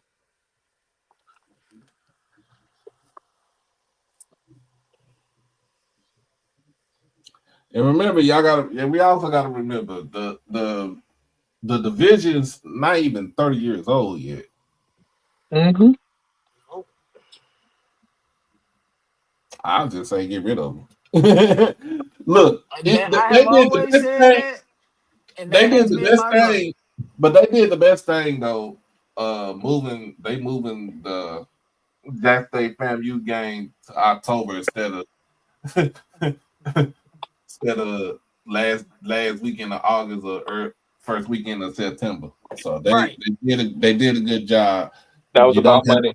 so I now was just so thinking now that, Troy. That was a money call. That was not. That was a money call. That was about money. Why is this watch $26,000?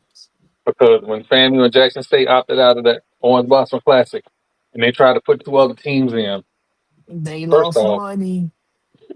first off, um, the two largest alumni base in Miami is FAMU and Bethune.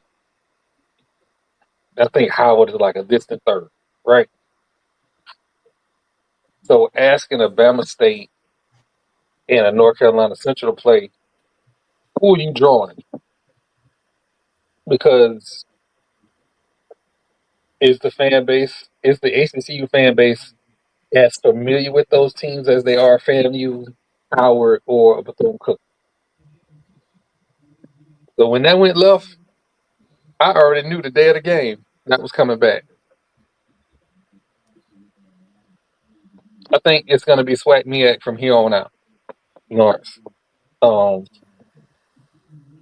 I don't think Or we'll I ever see mean, Morgan or State in that game. if no, we might. They To might be let us. honest with you, They might let us play Morgan State for a hoorah hoorah good old time. don't let Marlo hear you say that shit. I didn't say they was gonna win. Still, I, yeah. Don't let him say Morgan State, just Morgan State. Oh, like, I just ain't Morgan trying to be State. funny, Yeah, but does South Carolina State travel like that? Because I don't know. I don't know either. It is a very different drive from Orangeburg to Tallahassee than it is from Orangeburg to Miami. That is a whole different ball game. And while we still at it, shout out to Dawson Odoms again. Congratulations. Shout out to him for getting the head coach job at Bowie State. Mhm. You know what? You know what? I'm gonna say it. Somebody got to say it. Nova State fired Dawson Odoms to improve the team. I don't think that's going to go very well.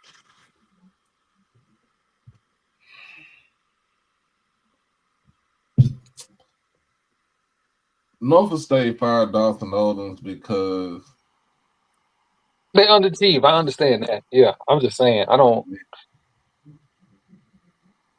they underachieved, but then too, they really didn't have his back as far as when it came to funding for the football team and stuff. I'm sorry. That's what I say. And then somebody help me understand. I'm under the impression that that is a well of the MEAC schools. That's outside of Howard. They are financially well off. Well off, if I'm not mistaken, right? I would say in a sense they are, but on the real, um, that some of them folks could care less about about football Damn. because they know football is not their main target. They a Okay. basketball. They're a basketball school. Well, keep counting them ants when y'all do y'all attendance. Keep counting the ants. I like that.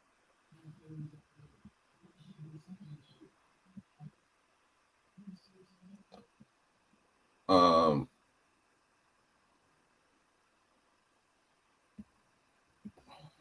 but yeah, they are an extension of Virginia State because that's where they came from. Yeah, man. Alabama State and Southern is putting on the show for ESPNU. Oh, that's a hell of a pass. Oh, hold on now. Let me see myself.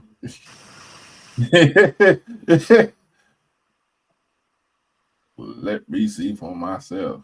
Yeah, it's 62-66 with 62-64 with 4:23 left in the game.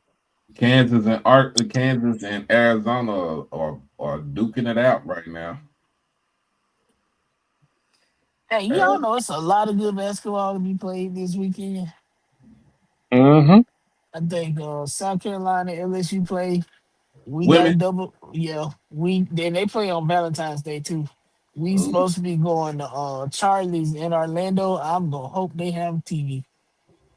They do. They do. I'll be sitting there with my phone on the table. She just gonna have to be mad. No, they have Uh, a TV. we got a doubleheader in Jackson this weekend. There's some good ball to be played. Yeah. You know what? I'm gonna say this. If your basketball coach got to pay for a bill for 500 people to get them into the stadium, you hired the wrong coach. I said it. is that a shot at EBT? Yep.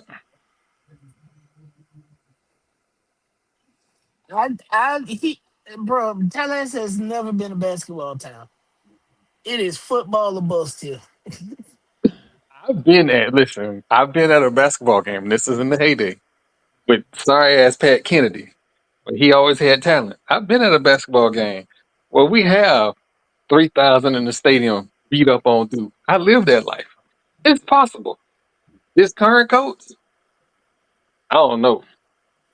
I don't know. Mm-mm. Texas beat Kentucky. Vanderbilt is beating Oklahoma. Kansas and Arizona throwing hands. St. John's beat Xavier. Louisville beat NC State. God damn. Louisville beat NC State 77 to 118. Oh, and before we get off of here, another thing. Stop asking Don Staley how to help a coach who lost her locker room get it back. That Stop. lady should have never. And you know what? I enjoy being right. I love being right. Right. I'm one of them people. And I had this conversation with my therapist. She was like, "Is being right that important to you?" Yes, the fuck it is. mm, When they hired that lady, I said, "This hire makes no sense. This is a bad hire." And people argued me down that she was amazing. She's gonna turn Tennessee around. Them girls don't even come to practice on time. they said Georgia Tech need to fire Damon Stoudemire. Jeez. Why they need to fire him, bro? I thought he was Wait, doing hold on. well. Wait, what? Huh? I Wait, thought he was doing well at Georgia Tech.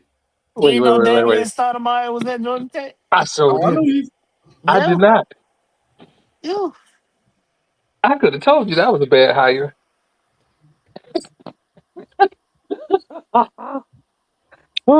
It's some people should not be leader of men. And I'm not saying that he doesn't have basketball knowledge. I'm saying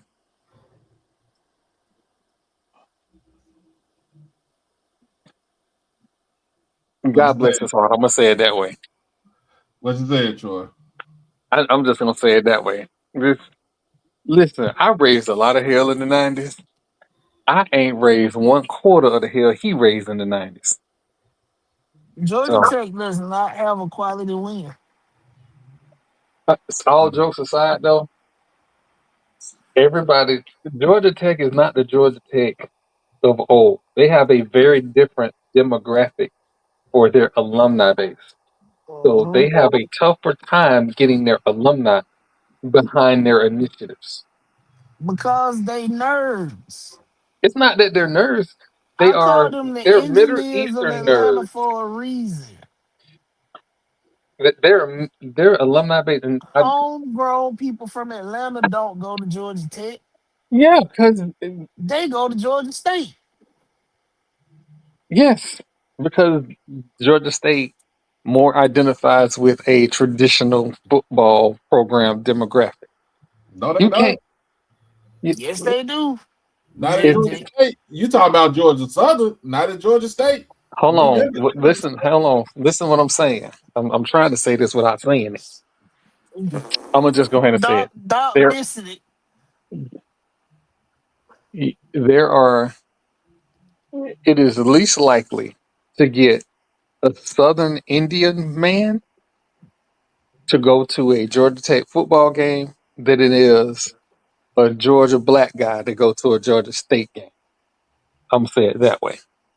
Their demographics for their alumni base has been changing over the last 15 years. This is what alumni told me. It's like they've been changing over the last 15 years, and the more it goes on, the less people are interested in the actual football program. So when you look at that alumni base, it's changing. You're getting people from China, you're getting people from the Middle East, you're getting people from Africa. These are not traditional rah rah sis kumbah football fans.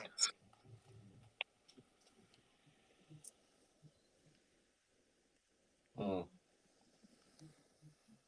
well, Lawrence just proved your Yeah, point. so yeah, like it's changing, and they're trying to get it back, and they've had good coaching, right? But the thing that takes you over to the next level, and nobody likes me to say this, is getting your alumni behind capital campaigns to improve facilities, revenue share, and all this other stuff. Yep.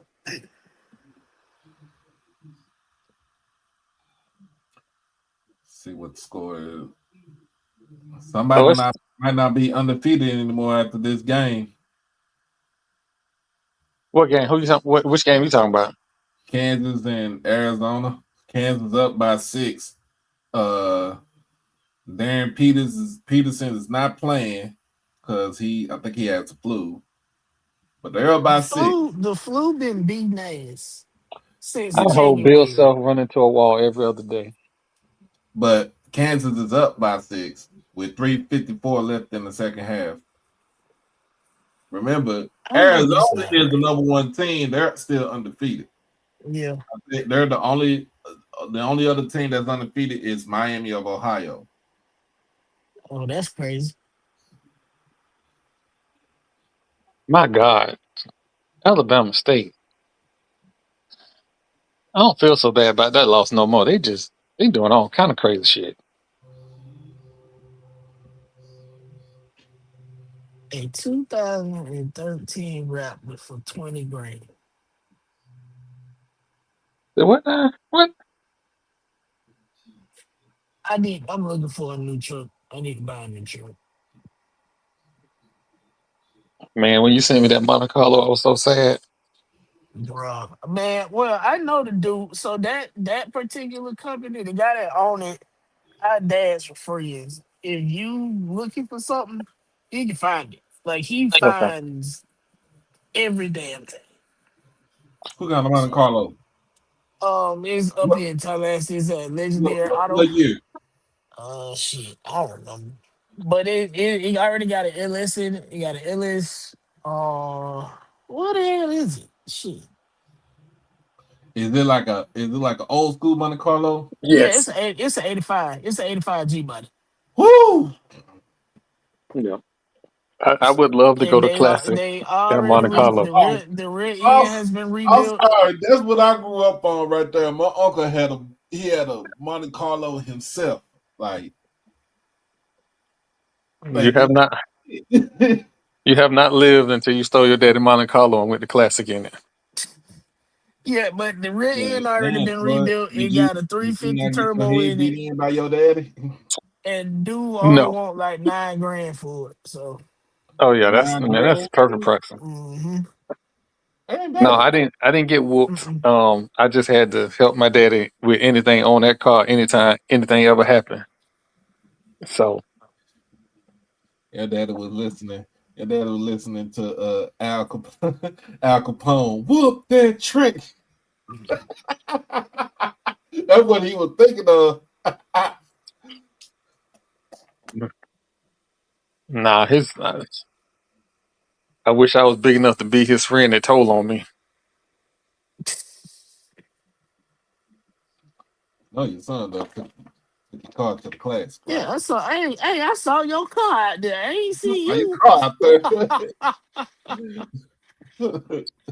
Yeah, there was some woman he ain't got no business being with. Should have Oh, told his wife. so Corbin tried to go tit for tat. I didn't I tell. mean, Listen, I didn't you tell tell because I on probably me, got my keep tick kicked in. I tell on you. Would have Corbin been a tried to drop go in tit for tat. hints. You know you ain't supposed to be with that woman, right? Wait, that's oh, that look like your wife. I saw. Who was that? Who that is?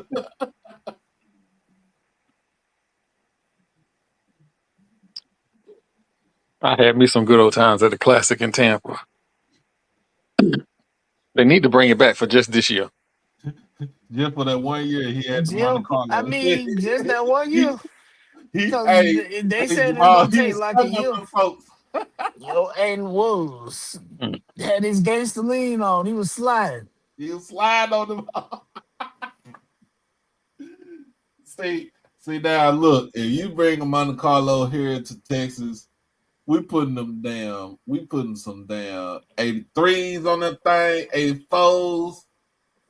We Mm. candy paint. We gonna be Oh, swinging, popping trunk. listen, the first thing that I'm going to get done on it is get it painted. The sky blue candy on there. This dude overhandling like a mug. He said sky blue candy. Sky blue Mm-hmm. candy. My daddy called it a sky blue. That thing was so pretty. I showed off so bad. If it's sky blue, it gotta look like cotton candy, man. Yeah, Mm-hmm. it did. Woo! Where the Tampa Bay Bucks play practice facility is, that used Uh-huh. to be Tampa Bay Mall. And so that's right across the street from where the big sombrero was. So after the game, everybody would just ride around the parking lot all night long. Man, whew, I lived a life. I lived a good life.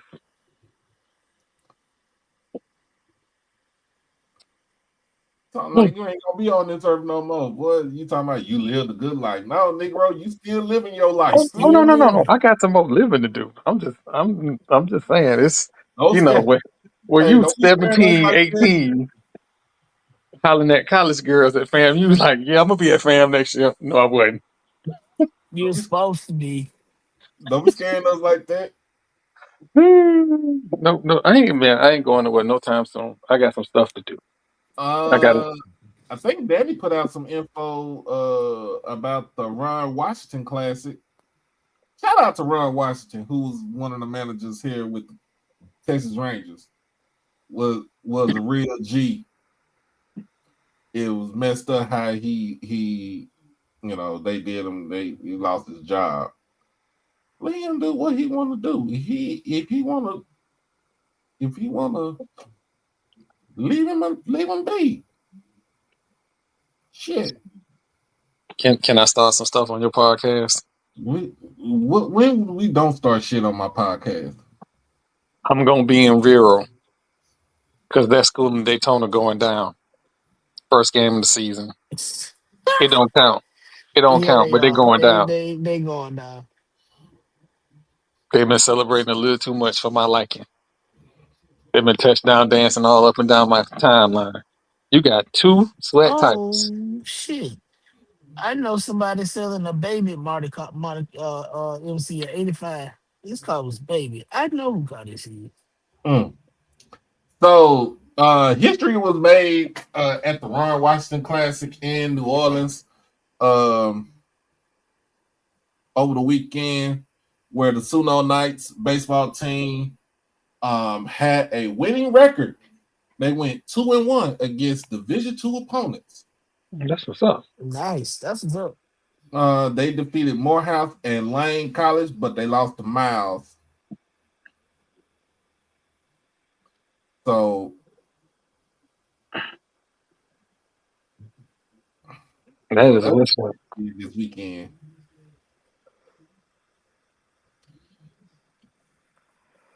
All right, so I gotta go to work in the morning. Yeah, I gotta get off here too, but Yeah. I'm gonna stay. Oh, Tomorrow is my oh yeah. Friday. So Mm, remember we was talking about this. We talked about this earlier, right? Over the weekend, right? And I told Troy before I got on.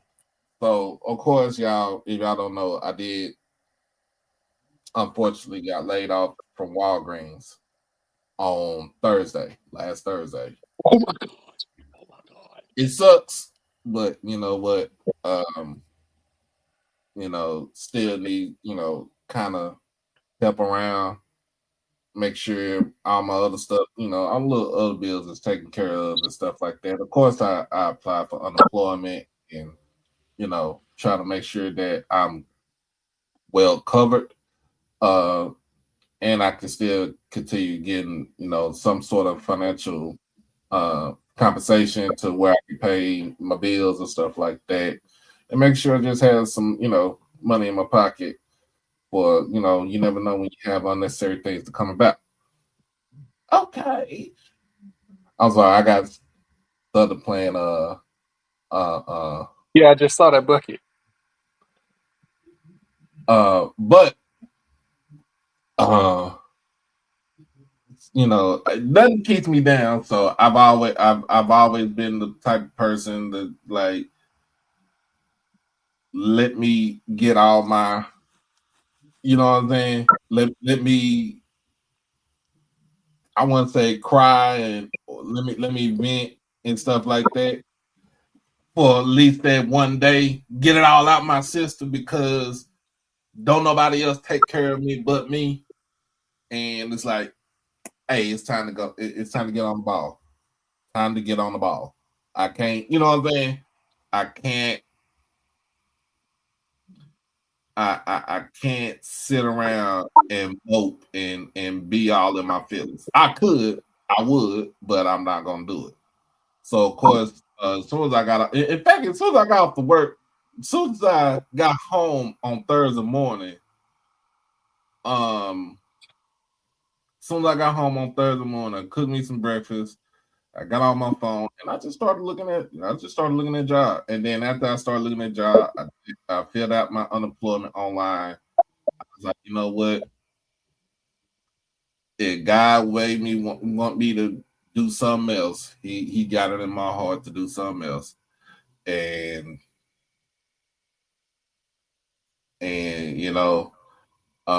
if he want me to if he want me to take this thing full time, all gas, no brakes, so be it too.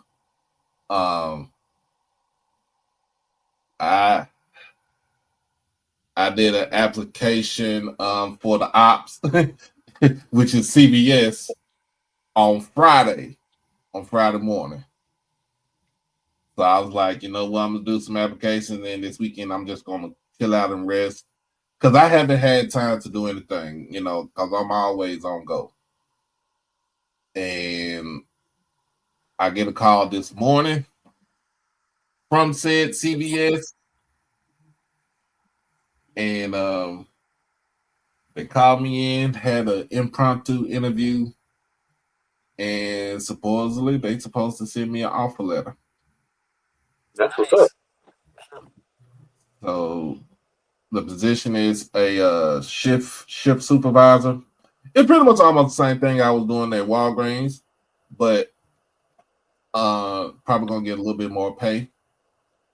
It's always a bonus. Yep. So what we was talking about, they're gonna start me off out on the evening shift and get me trained up to where I can convert on to night shift. Oh shoot, Southern just won 69. Yeah. Oh, shoot, is gonna be on Sports Center. I hope I'm Hmm. saying that boy name right. Splash that thing with 7 seconds left. Hmm, that was a good one, then. But yeah, and then they're gonna convert me over to overnights. And I told them I like overnights, you know, because that means I can still do this. And I told the people about my passion about photography and podcasting and stuff like that. So this is never gonna go away. I'm just letting y'all know. I'm just letting everybody know this is not gonna go away. The only way this is gonna go away is until they lay me in my grave, and I ain't ready to do that. Not now. It is a full-time position. I think it start off with benefits off top, which that's also important to me because I got doctor's appointments and shit to go to. Sure. um and it's in an area where I'm familiar with. It's from my old store, my old Walgreens store before I had transferred to the other one where I was at. From so I know the people over there and I know the area. I know how everything goes. So I'm pretty much it's pretty much a good deal. It's pretty much a good deal. So I should hear something back by tomorrow. So if not, I'll just make my way up there and see what's going on and be a familiar face to the folks over there because I ain't stopping till they give me something. Not necessarily wrong. But Hey, yeah. I got to get out of here because that lady looking at me strange. But I will see y'all Tuesday night. She about to cut All the right, we'll see you tonight, man. We got to get off this thing, y'all. So Yep. if y'all wanna help me out, man, until like I fully bounce back, y'all can always go through PayPal, Cash App, or Zelle. Well, not Zelle, but PayPal or Cash App. To help me out so I can get through, especially this week. Try to get through this week. But yeah, I'm it sucked. Like I said, it sucks because I was with Walgreens for 3 years. And when I said I started from the bottom, I started from the bottom. I was a cashier at Walgreens. And I felt like there was no movement. And then the opportunity came to be a shift lead. But I had to go to the other store where I was at then. And I appreciate them giving me the opportunity, but there wasn't no growth. So, and another point is like, I think my time is coming because I really didn't get along with the store manager over there. He was one of those type of managers that was what can I say? Micromanager. I can't stand it. Micromanager. I can't stand it. I knew this time was coming, and I knew my time at Walgreens was coming up because it just started to get frustrating, and it started to take a toll on my health. So,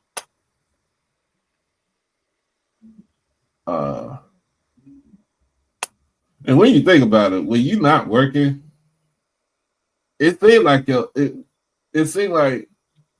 your health gets better when you're not It working. does. I got laid off back in late 23, Mm-hmm. something like that. It might have been.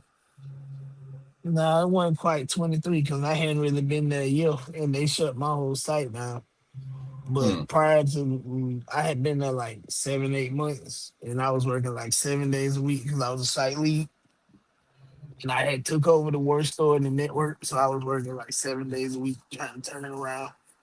And I got it turned around. We had already hit that Q1 profit goal. Like we was heading in the right direction, but the damage was done before I got there. So I went from working 12, 13 hours a day, 7 days a week sometime to nothing. Like my migraines disappeared overnight, man. Man, and when you think about it, it's like I don't even want to. I just want to relax. I want to relax. I want to I don't want to really do anything, but at the end of the day, there's you still gotta be an adult. Yeah, And I'll be like, yeah, sometimes fuck adulting. all the time. Uh, It'd be like, I don't want to do this, but you know what? I ain't got no other choice. Mhm. I ain't got no choice. But I'm glad that they they gave me an opportunity. But at the end of the day, um, at the end of the day, I think this is what was best for me. Not best for me to get fired or get laid off, but the best thing for me was to leave there.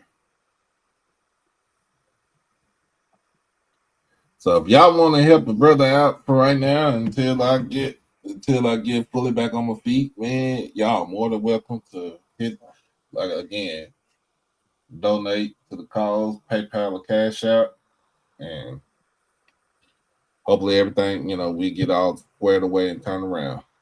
But we'll be back on tomorrow on strike season. Gonna talk about all the foolishness with that Florida State and what they got going on. Not a fucking thing. We're gonna hear Troy crash out. And gonna see what fam you doing. Try to get better in football. You know the football. Then on Thursday, we got gathering old men. Hey, hopefully the whole gang will be there. Mhm. Hopefully the whole gang will be there. But other than that, man, you got anything to say, Jamal, before we roll up out of here? Nah, see y'all tomorrow. Oh, you already know. Punching Nazi and fuck Trump. Always. And always. Y'all be blessed, be safe, hug your loved ones, love on your loved ones, crash out on your kids, beat them out the penitentiary, and y'all be easy. We out of here. Peace. Bye.